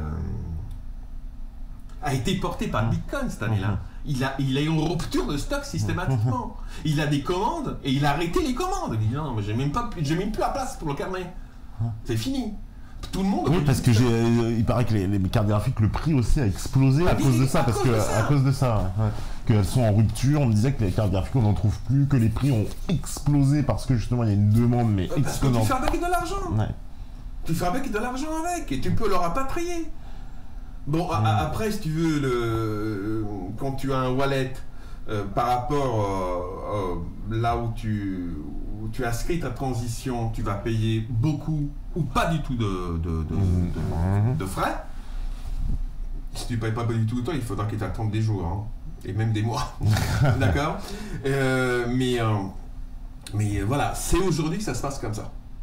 Donc c'est et la chose qui est très étonnante, c'est alors que j'ai vu plusieurs reportages à la télévision, j'ai vu plusieurs articles là-dessus sur le Figaro et tout ça, et je me suis rendu compte que malgré tout, c'est une curiosité parce que ça fait moderne de parler de l'argent qui vit sur Internet, du Bitcoin, etc. et tout, mais qui même au niveau des rédactions, ils n'ont pas compris l'importance de ces choses-là. Personne ne comprend ce qui est en train de se passer. Peu de gens comprennent ce qui est en train de se passer. Il y en a qui avaient compris. Moi, j'avais un ami qui m'avait dit, c'était déjà il y a quelques années, achète des bitcoins. Et j'ai pas écouté. Mais parce que j'y comprenais rien à ce qu'il me racontait. Il va te raconter l'histoire tout à l'heure d'un ami à nous, d'accord. Il a 10 000 bitcoins. Il a 10 000 bitcoins. C'est vrai, il y a beaucoup d'argent. Ouais, il a dit, bon, le problème, c'est qu'il n'arrive pas à les rapatrier. Ça, c'est un autre problème. D'accord? Il a 10 000 bitcoins. Rapatrier, c'est-à-dire que. Mais il n'arrive pas à les récupérer. Il n'arrive pas vraiment à les récupérer. Non, je ne sais pas s'il dit vrai ou pas. Ça, c'est un autre problème. Mais tu vois, c'est la réalité. C'est-à-dire, ce sont des mais il ne faut pas non plus avoir un rapport au niveau spéculatif. Tu as maintenant des économies qui peuvent être faites tout de suite à partir de ça, sur des cas concrets. Tu vois, je donnais le covoiturage, mais je peux faire autre chose. des cours de mathématiques pour les collégiens dans un quartier entre il y a papa qui est ingénieur, maman qui est médecin ou je ne sais pas quoi, et on fait un tac. Par contre, vous comprenez, qu'est-ce qu'on fait? On paye vos locaux? Non, on ne paye pas. Allez, entre nous, on a une monnaie et c'est fini. On pourra imaginer, alors, les fameuses monnaies locales qu'on avait vues apparaître suite à l'euro, tout ça va disparaître au profit des crypto-monnaies, quoi. Ce serait ça. Oui, tout à fait. Parce que c'était un peu presque une... Mais il est très important de comprendre que c'est en train de se passer maintenant. Ce n'est pas quelque chose qui est à venir, ça se passe maintenant, sauf que vous ne le savez pas. Alors, je vais prendre des questions, parce qu'il y en a plein, t'imagines bien, parce qu'il y a beaucoup de gens, alors oui. On est suivi par combien de personnes en direct? Je peux pas te le dire, là, j'ai pas le chiffre. Là, en plus, je suis plus connecté sur le chat. Et donc, le chat Discord, si vous voulez poser des questions, vous allez sur le Discord, la caserne de Tepa. Vous avez les liens, de toute façon, dans les descriptions. Et puis après, vous avez le statut Troufion au départ. Et puis, vous pouvez poser des questions. Et pour passer du vocal, il faut passer un entretien. Alors, je vais prendre une question. On me dit, ah bah voilà, bonsoir, monsieur Condémy. D'après la cofondatrice de Kaspersky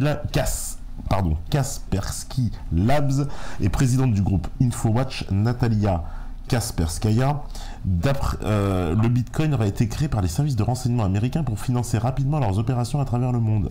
Oui, il y a cette hypothèse-là, c'est possible, mais je veux dire, ils ne sont pas plus cons que les autres. Je suis à la CIA, d'accord? J'achète au cartel de Medellín de la cocaïne avec laquelle je vais vendre des armes au Contras pour les vendre aux Iraniens qui veulent faire passer de l'autre côté. Bon, ça s'appelle quelque chose qui a vraiment existé, ça s'appelle l'Irangate. D'accord? Bon, je veux faire tout ça. Je ne veux pas laisser de traces, d'accord? Je dis à mes agents, d'accord, voici les dollars que vous avez dans vos poches pour acheter vos bonbons, vos restaurants, etc. Et tout. Par contre, toutes les transactions que vous faites en cocaïne, machin, truc bidule, hein, vous les faites maintenant en Bitcoin. Ça a pu commencer comme ça. Moi, je n'ai pas la preuve de ça, mais ça a pu commencer comme ça. C'est quelque chose qui est tout à fait plausible. Mais là, ce qui est certain, qu'il n'y a pas de projet préalable d'une multicomplicité qui fait qu'il y a une attaque à l'argent, etc. tout. Ça n'existe pas. Alors, finalement, ils peuvent très bien avoir créé un monstre et qu'ils ne le maîtrisent plus, c'est ça en gros, encore, c'est un peu ça. Comme c'est toujours comme à chaque fois le cas, souvent le cas. Rends-toi compte d'une chose. Imaginons que... alors, il va y avoir des conséquences à ça. Il va y avoir des conséquences qui sont...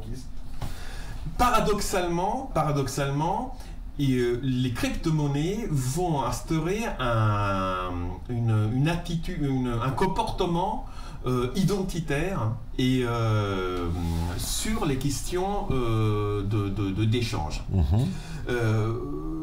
C'est exactement comme Google, enfin comme les GAFA. Ouais. Ils te choisissent des préférences pour, tu vois, ils te font des propositions une fois que tu as vu tes vidéos, regarde ceci, ça, là. Il va y avoir la même chose qui va se passer au niveau communautaire. C'est-à-dire qu'ils se ressemblent, s'assemblent, et je pense qu'on va vers un monde dans lequel les personnes vont se regrouper par projet. D'accord? Après, il y a déjà des banques au projet, et c'est le bancaire. Le bancaire qui est... Ah oui, le bancaire, ouais, d'accord. Alors, et donc, encore en Suisse, bien sûr. Alors, et là, tu as non seulement des monnaies qui sont mises en concurrence entre elles, mais au niveau des projets, quand je fais l'ICO, d'accord, j'ai mis tout de suite en concurrence. Et au bout d'un moment, mes vieilles fringues vont valoir certain nombre de tokens par rapport au cours de mathématiques de la voisine et du voyage promis pour l'été et au week-end de l'autre voisine. Je peux les mettre vraiment sur une vraie banque. C'est un vrai marché qui existe. Et ça existe aujourd'hui. Hein, le bancaire, il existe aujourd'hui. Et ça capitalise et c'est fort. Hein. C'est ça, là, on parle de budgets énormes, de plusieurs centaines de millions. Hein. Donc, ça existe déjà, hein, sauf qu'on ne le sait pas, si tu veux. Et si tu veux, le web, il a donné la possibilité à chacun de devenir diffuseur.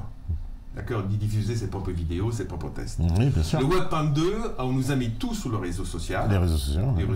Le Web.3, qui existe maintenant, d'accord, va faire de nous une communauté, tu sais, c'est comme complètement autonome en fait. Complètement En fait, autonome. on passe, oui, le Web.3, c'est presque l'état suprême du réseau social où On crée on crée l'économie réelle pour nous. Et on s'en embrasse, Et voilà. Et alors, et ça c'est un appel que je veux faire aussi à comprendre, parce que j'ai quand même, comme on dit, des restes, certains diront des bons restes dans mon passé, d'âme de gauche, je sais pas ce que je veux dire, parce que vu ce qui se passe en ce moment, comme on dit, j'étais de gauche, je dis ah non, moi j'ai jamais été de gauche, j'ai honte. Bon, bah ça c'est un autre discours. Mais ça revient à pouvoir exercer pratiquement des économies dans lesquelles, si on veut, pas complètement, mais si on veut, on peut s'affranchir de beaucoup. Avec toutes les problèmes, toutes les problématiques qu'on ne voit pas, mais qui existent vraiment. Parce que, alors moi je viens d'une région d'Europe dans laquelle il y a une des mafias les plus puissantes, ça s'appelle la 'Ndrangheta, c'est la Calabre. Ah, la Calabre, oui. Qu'est-ce qui fait que par exemple la 'Ndrangheta a beaucoup d'hommes de main?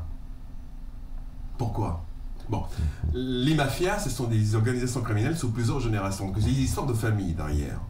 Mais il n'y a pas que les quelques familles qu'à la Bresse qui font marcher toute la ringue au niveau planétaire, parce qu'ils sont partout, d'accord? Il y a des hommes de main que tu payes, d'accord?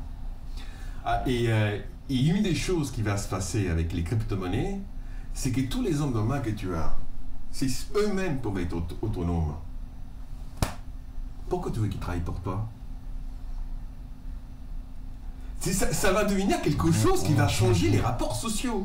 Ou non seulement va changer les rapports sociaux, bon ça c'est le côté optimiste, et ça va être, pourquoi tu veux qu'est-ce qui fait par exemple que il y a des personnes, je me rappelle tu sais quand on a vu les Fillon là, dans son château, là, il avait des jardiniers, etc. Qu'est-ce qui fait qu'il a des jardiniers et des hommes, des femmes de ménage, etc. Pourquoi? Je sais pas, il a des terres, il a beaucoup d'argent. Il a de l'argent. Il a beaucoup d'argent. Et il y a des travailleurs qui viennent là-bas parce qu'ils ont besoin de travailler. Oui, bien sûr, oui. S'ils n'ont plus besoin de leur argent, qu'est-ce qui va se passer? Tu comprends un peu là? On arrive à des problématiques énormes. Oui, donc là carrément, c'est des bouleversements sociaux. Là, on est des bouleversements énormes. sociaux énormes. C'est-à-dire, alors je veux pas m'enthousiasmer comme ça, je sais très bien que moi je pense qu'il va y avoir une communautarisation qui va arriver avec les crypto-monnaies, qui peut être très bien parce que moi j'ai pas envie de partager mon monde avec des gens avec lesquels je ne partage pas les valeurs. Je peux vivre par moi. D'accord. Et en plus, il va y avoir aussi des choses que je pense on n'imagine pas pour l'instant, mais que finalement, celui-là qui va faire la différence, dans toutes ces choses, ça va être la force brute. Je pense que les crypto-monnaies vont amener quelque part... tu sais, il y a des paraboles, par exemple. Si tu t'imagines, par exemple, au Sparte, la Sérénissime République de Venise,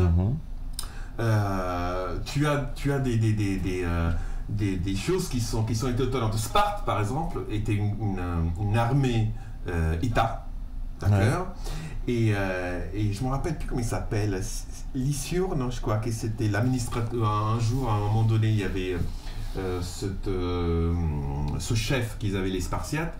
Il avait plombé l'argent, c'est-à-dire il avait fait en sorte que les gens devait se balader avec de l'argent qui était très lourd parce qu'en fait il avait plombé l'argent, il avait mis de l'argent, du plomb en plus de l'argent pour que ça soit trop difficile, là, tu vois, il voulait abolir l'argent. Bon, ça c'est tu vois, ça donne une philosophie. Tu as le marchand de Venise à Venise, d'accord, de Shakespeare, dans laquelle tu as la parabole qui est très forte, d'accord, je te prête de l'argent et tu me garantis avec une livre de chair de ta poitrine. C'est la métaphore, elle est très forte.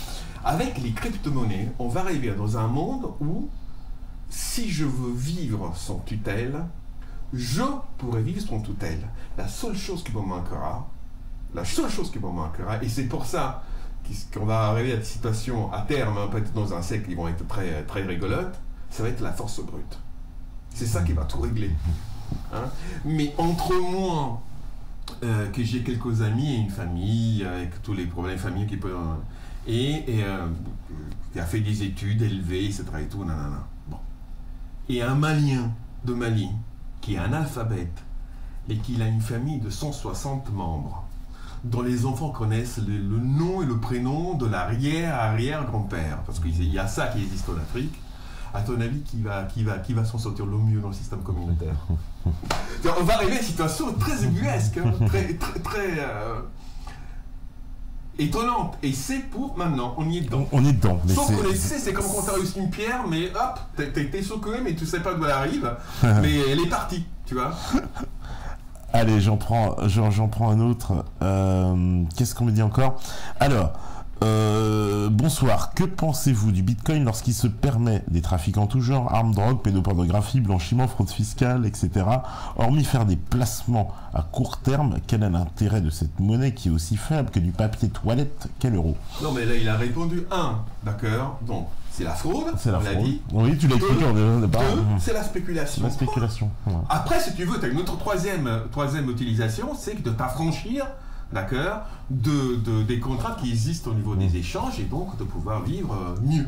D'ailleurs, il y a plus de biens matériels. D'ailleurs, il y en a donc qui spécialisent donc dans le minage et d'autres qui spécialisent dans la spéculation, c'est-à-dire qu'ils vendent, ils achètent les monnaies tout le temps, tous les jours. Voilà. Au sens économique du terme. Au sens économique, oui, comme dans une bourse, on va dire, voilà. mais qui s'en sont fait spécialistes dans les crypto-monnaies. D'accord. Alors, on me dit... bonsoir. La blockchain n'est-elle pas l'amorce d'un boom technologique? Il y en aura de plus en plus en devant en stocker le moins pour en dépenser énergétique. Les crypto-monnaies ne vont-elles pas forcer les États à retrouver leur souveraineté? Et ils devront aussi nous taxer pour rendre la justice, ils demandent. Pour moi, toute question de rapport de force politique, il ferait mieux d'inviter, réinviter Alain Benhaja pour te reparler. mais moi, je pense que la chose qui va se passer, c'est que les changements vont se doubler des changements dans la société. Ouais. Et voilà, on ne peut pas savoir dans quelle direction ça va partir. Parce que quand tu spécules sur les crypto-monnaies, et au bout d'un moment, il faut le faire revenir dans l'économie réelle. Ouais, d'accord. Quand tu intègres de l'argent, tu l'intègres en euros, en francs suisses, en quelque chose. Donc au bout d'un moment, c'est fini. Hein. Mais si tu veux rester en shadow, c'est-à-dire tu veux rester dans l'ombre, tu peux rester dans l'ombre. Tu vois, avec mes amis du Larzac, on s'est dit, tu vois, c'est les gendarmes et le trésor public qui nous refait le même coup, on devrait faire ça, tu vois. On monte une fondation, ouais.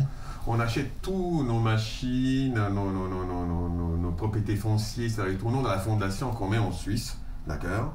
Et quand les types ils viennent, d'accord, ils disent, vous les utilisez, oui, on a un contrat qui nous permet de l'utiliser parce que nous usufruitons à vie, ça existe, d'accord. On vous saisit, mais vous ne pouvez pas y saisir, c'est pas à nous. D'accord. Et vous vivez comment? Moi, j'ai pas un rond. Si tu veux me mettre, je n'ai pas un rond. Parce qu'en plus, je n'ai pas une thune. Pas un euro. D'accord. Tu veux, c'est pas que je suis pas solvable, je n'ai pas une thune, pas un centime dans les poches. Oui, parce que si j'ai mes voilà, moi par exemple, imaginons là j'ai mes Ethereum, ils peuvent venir chez moi. J'ai rien, je ne savais pas. Et même s'ils vont sur mon ordi, il n'y a rien. Tant qu'ils n'ont pas la série des codes privés qui te permettent d'intégrer dedans, ils ne peuvent. Et même s'ils l'ont, c'est pas marqué. C'est pas marqué que ça à moi, voilà, on ne sait pas à qui ça. Ça existe, c'est l'anonymat dans l'anonymat. Bien sûr, quand tu fais tes transferts, pour les faire arriver sur ton compte en banque en euros, tu perds ton là, je me découvre. D'accord. Mais il y a des. Il y a des ruses. Il y a des ruses. Mais là, je pense pas qu'on tombe dans le coup de la loi. Alors, on me dit, selon les derniers chiffres de l'Agence internationale de l'énergie, la crypto-monnaie Bitcoin consomme plus d'électricité que 159 États dans le monde. Qu'en pensez-vous, car la production électrique ne risque pas à un moment de devenir problématique? J'ai déjà répondu. C'était ce que tu as dit tout à l'heure, mais c'est clair que ça veut dire quoi? Mais il y a une économie. Il y a une économie par rapport à ça. Voilà, c'est tout. Oui, un jour, on va avoir par exemple, les Russes, ils ont le Canada, ça sera la même chose. Ils ont des surplus d'électricité. L'électricité, qu'est-ce qu'il a décidé l'État russe? Qu'ils vont fabriquer par 100 millions de crypto. Ils ont un surplus équivalent à 100 millions de dollars d'électricité. Et bon, qu'est-ce qu'ils vont faire? Ils vont faire de la crypto avec. D'accord. Ça sert à rien de prendre ton fil de tension et de le mettre à terre à la masse. Tant qu'à faire, tu le mets dans une mine pour faire du minage crypto-monnaie et tu gagnes de l'argent.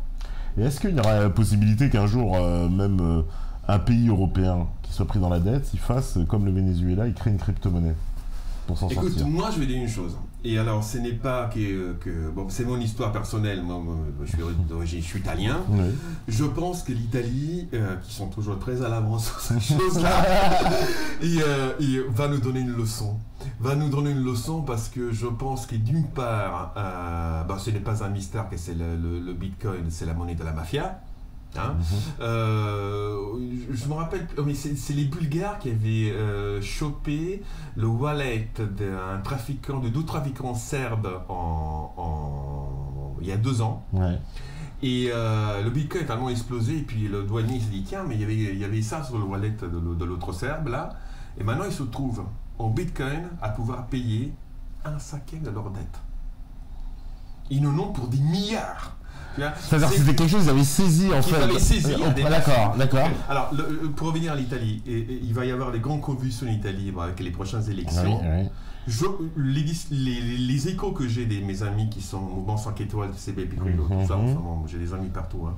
Et parce que ça va être compliqué l'Italie à gérer, parce que la coalition entre un mafieux comme Berlusconi, des identitaires mi-nazis comme la Ligue Lombarde, plus l'ultra-gauche de Beppe Grillo. Je ne sais pas, mais les Italiens s'arrangent toujours, hein, mais ils vont cohabiter là-dessus, et je pense qu'une des choses qu'ils vont faire les Italiens, et c'est pas un mystère, la presse en Italie en parle, c'est qu'ils vont nous faire le coup de la crypto-monnaie. Et là, s'ils font ça, comme ils vont faire exploser l'euro, ils font exploser l'euro. Tout le monde dit que ça va venir d'Italie, c'est marrant en plus d'ailleurs. Que l'euro va exploser après les élections italiennes. Tout le monde est comme ça. En France, on dit ça? Ah oui, j'entends souvent dire ça. Parce que la situation est ultra tendue en Italie. Ah oui, ils sont à moins 450 milliards. Et la banque des Pasquiliciennes, c'est. Moi, j'ai regardé cette histoire-là, je me suis dit. C'est d'eux qui va venir le coup de je veux dire, là ils font ça, ils mettent l'euro, tu sais que l'euro et en fait il y a une compensation. Tout à fait. Ils le mettent en crypto-monnaie, d'accord? Espèce d'euro italien. Ils disent vous n'avez pas le droit, mais moi je ne savais pas, il dira Beppe Grillo, mais il se trouve qu'il y a 20 millions d'Italiens qui avant que la loi soit supprimée ont acheté, d'accord, des crypto-euros. C'est terminé. Ah. C'est terminé. Ils les tiennent pour les boulettes, ils font ce qu'ils veulent. Et moi, j'espère qu'on a réussi à dire ce soir, comprendre d'abord que c'est une réalité qui est actuelle, qui n'est pas à venir. 2, et cette question-là est vraiment très importante et elle existe déjà. On ne nous parle pas. Je pense que c'est parce que on ne veut pas paniquer les personnes sans doute. Je sais pas il y a une grande partie. Il faut comprendre que la classe dirigeante, quel que soit le pays à l'heure actuelle, n'est pas à l'auteur pour ça. Sans doute des banquiers, oui, parce que c'est leur métier, mais ils ne sont pas à l'auteur de ça. Ils ne comprennent pas ce qui se passe du tout. Ils sont largués complètement.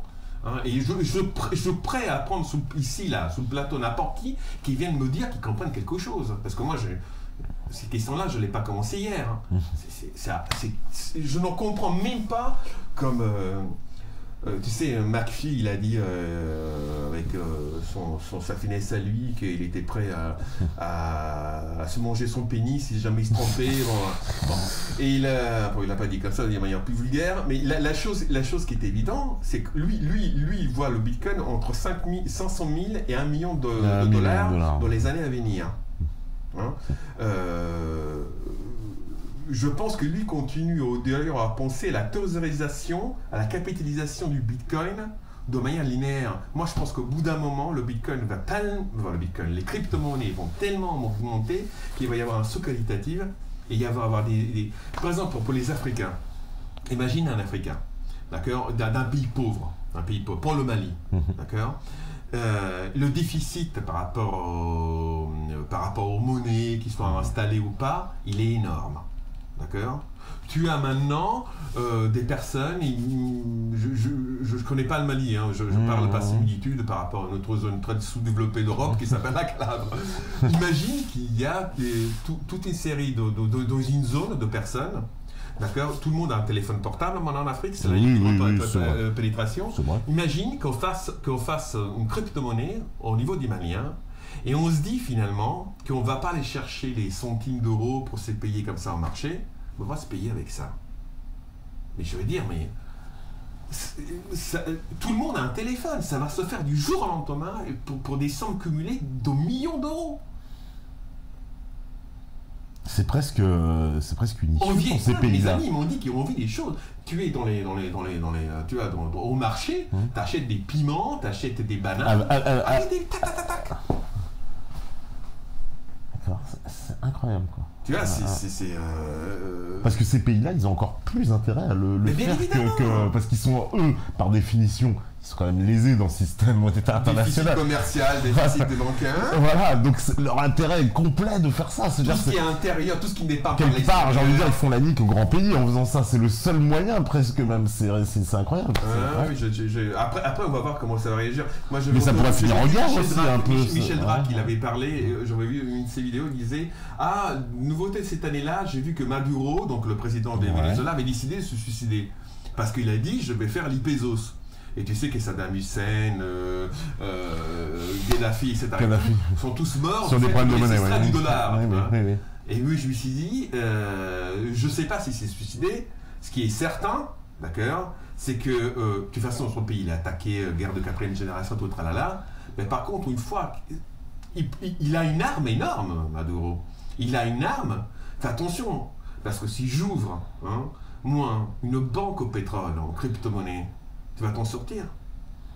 Les gens, ils vendront ta monnaie de singe qui s'appelle billet vert, ils vendront dans mon pétrole à moi qui est le meilleur du monde.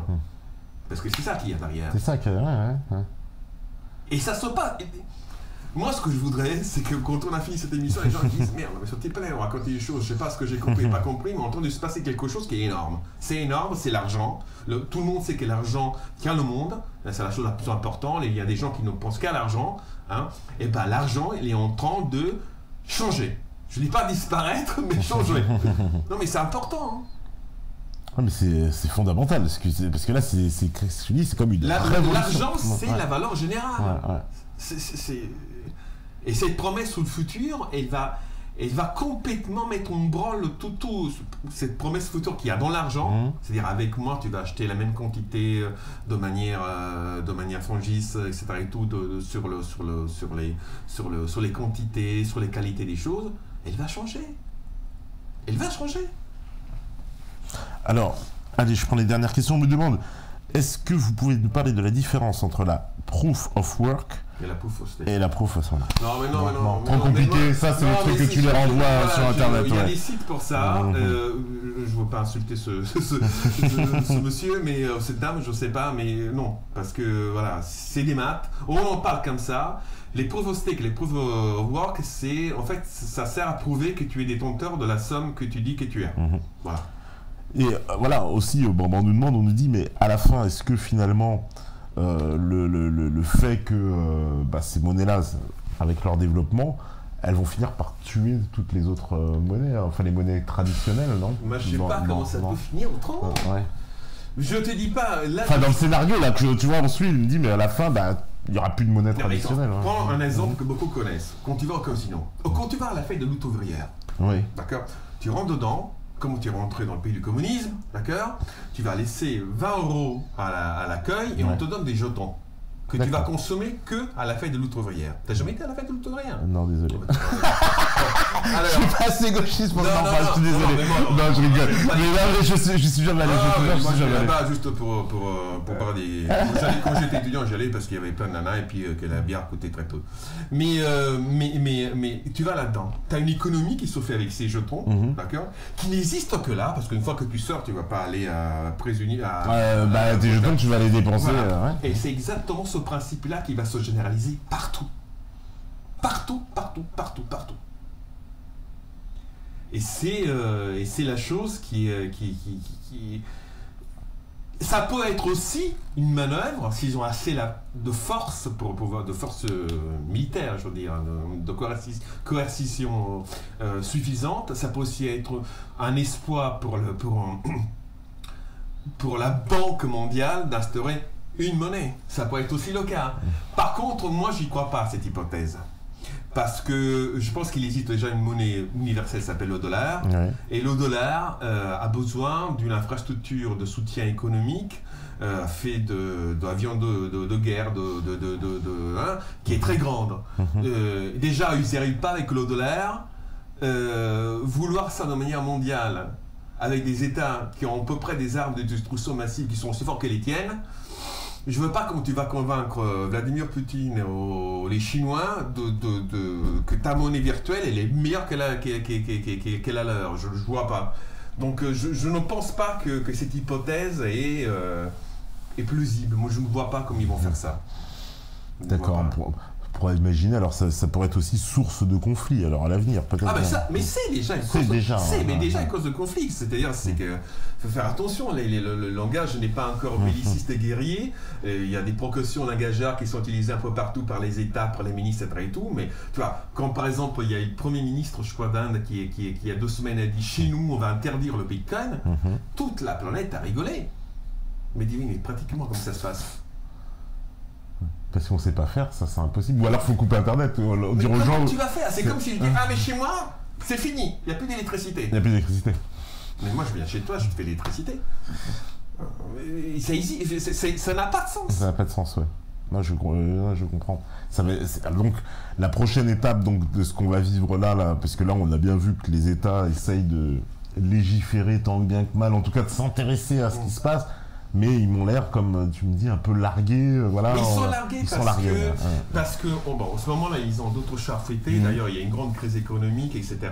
Ouais. Et ils ne voient pas qu'ils sont en train d'organiser toute une économie sur une chose qui va leur glisser sous les pieds. Et je pense que c'est le moment pour les petits malins de jouer leurs cartes. Voilà, moi par exemple, mon fils il a 15 ans,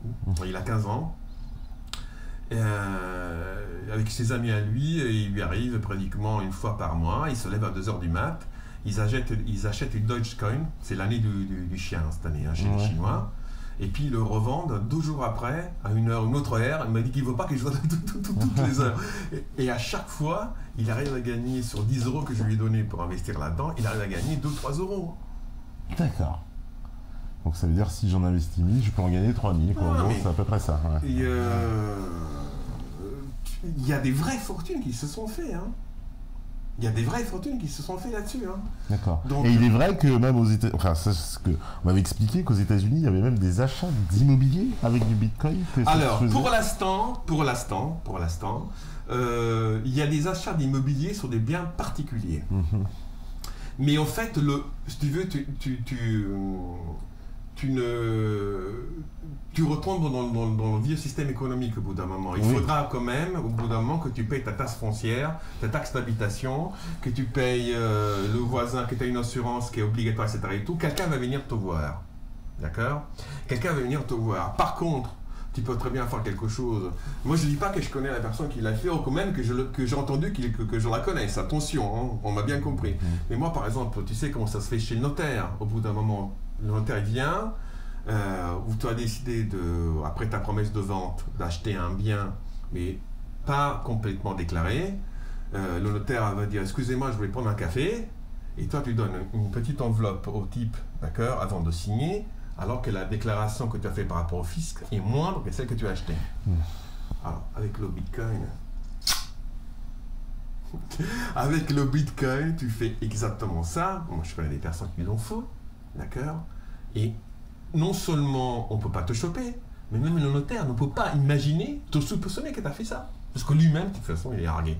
D'accord. Ça va vraiment bouleverser. Ouais, je comprends. C'est en fait une révolution qui est en marche, quoi. Complètement. Complètement. C'est une vraie révolution. Au sens clinique du terme. Seulement, ça prendra une forme, on ne sait pas.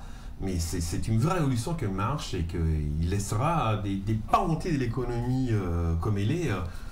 Elle sera complètement dévastée, quoi. Et c'est. Ça veut dire qu'aussi on peut envisager que y a des monopoles qui vont être perdus dans cette économie, puisque si. Il y a des monopoles qui vont être perdus, par exemple, j'ai cité les notaires. Les notaires, c'est quoi ? La Chambre nationale des notaires, c'est quoi ? c'est une petite blockchain qui s'appelle pas blockchain, dans laquelle il y a une petite mafia de personnes bien logées, hein, qui disent voilà, à chaque fois que quelqu'un achète quelque chose, on se le dit entre nous, d'accord, et moi j'ai un cadastre et tout le monde le sait. Et voilà, c'est ça. Ça, franchement, le tiers de confiance, qu'est-ce qu'on a à faire si on a un vrai système de blockchain? C'est tout. Oui, je dis oui, mais si quelqu'un rentre chez moi, moi j'appelle les flics, d'accord, et les flics ils vont venir pour défendre ma propriété. Si je l'achète et personne ne le sait, on ne sait pas quelle c'est. Je ne sais pas, je ne peux pas répondre à ces questions. Mais tu vois, c'est possible. Ouais. Donc il y a des secteurs entiers de l'économie qui vont être complètement balaudés. Pour l'instant, ça ne se voit pas encore parce qu'il y a, comment s'appelle cet blogueur, youtubeur là, Rage. Tu connais Rage? Rage, non. Il a essayé de vivre un mois qu'en Bitcoin en France. Ouais. Et pour l'instant, c'est pas possible. D'accord. Par contre, il nous a montré des choses que moi-même je ne soupçonnais pas. Le fait, par exemple, moi je n'étais pas au courant qu'il y avait des bars dans lesquels tu payais en Bitcoin à Paris. À Paris. Ouais. Donc, si tu as envie tous les jours d'avoir tes repas, d'accord. Bon, pour moi je suis à Sarcelles, donc c'est un peu différent. Tu vois, je veux pas. Mais je pourrais faire ça. Je pourrais aller tous les jours, d'accord, manger sur Paris et revenir. Par contre, en revanche, tu me disais à New York, c'est parfaitement possible. Tout à fait possible. Au Japon, n'en parlons pas. Au Japon, voilà. Londres aussi, c'est très en avance. Londres, oui, voilà. Donc ça va se faire. Et puis quelqu'un, il va au bout d'un moment trouver, l'Ethereum, je pense qu'il va faire la peau au Bitcoin à terme, que le Bitcoin Cash va complètement remplacer le Bitcoin normal, on va dire, parce qu'il est trop lent, la technologie est obsolète. Et il va y avoir des ajustements, mais le trend c'est celui-là. En tout cas, la révolution est en marche. Ah ouais, non, mais il faut le prendre maintenant. Ouais, on est dedans maintenant. C'est pas venir dire il y a une Camelot qui va venir acheter ma Camelot. Non, on est dedans. D'ailleurs, la Camelot, c'est pas la mienne. Oui, c'est pas dans. C'est maintenant que ça se passe. Voilà, c'est maintenant que ça se passe et ça va être. Alors, il y a des choses évidentes aussi qui sont au niveau des trafics. Hein. Les trafics de drogue, par exemple. Mais c'est clair. Imagine qu'il y a quelqu'un qui a la famille.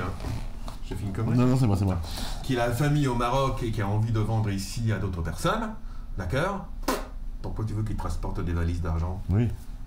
Ça va simplifier. Alors les Western Union, tout ça, fini. Ça sert plus à rien. Le Western Union, justement, les UPS, et tout pour l'argent qu'on va envoyer directement par un prestataire de services, parce que tu es travailleur ici, par exemple, et ta famille est au Gabon, au Nicaragua, je sais pas quoi. Mais c'est parfait, ça. Mais c'est parfait. Tu envoies de l'argent à ta famille qui va récupérer de l'autre côté, d'accord? Ni vu, ni connu. Voilà, parce que là, plus besoin de Western Union, plus de commission, ça coûtera moins cher. Donc commission, il y en a encore un peu, mais bon. Un petit peu certainement, mais ce sera beaucoup moins, c'est sûr que Western Union. Et ben la révolution est en marche. Bah écoute, merci Francesco. Bah, de toute façon, tu reviendras quand ton livre. Quand tu auras fini ton livre. En plus, à chaque fois, il arrive quelque chose tellement énorme, je me dis, je peux pas sortir sans ça. Donc, on sait que de toute façon, voilà, l'actualité, elle est mouvante. Il va encore se passer beaucoup de choses, j'imagine, d'ici là. Vous aussi, j'imagine, vous allez continuer à nous suivre. Si vous voulez participer au live, poser des questions, c'est sur le site patriote.info. Vous allez ensuite sur communauté Discord, vous vous inscrivez, et pour venir en vocal, il faut d'abord passer un entretien.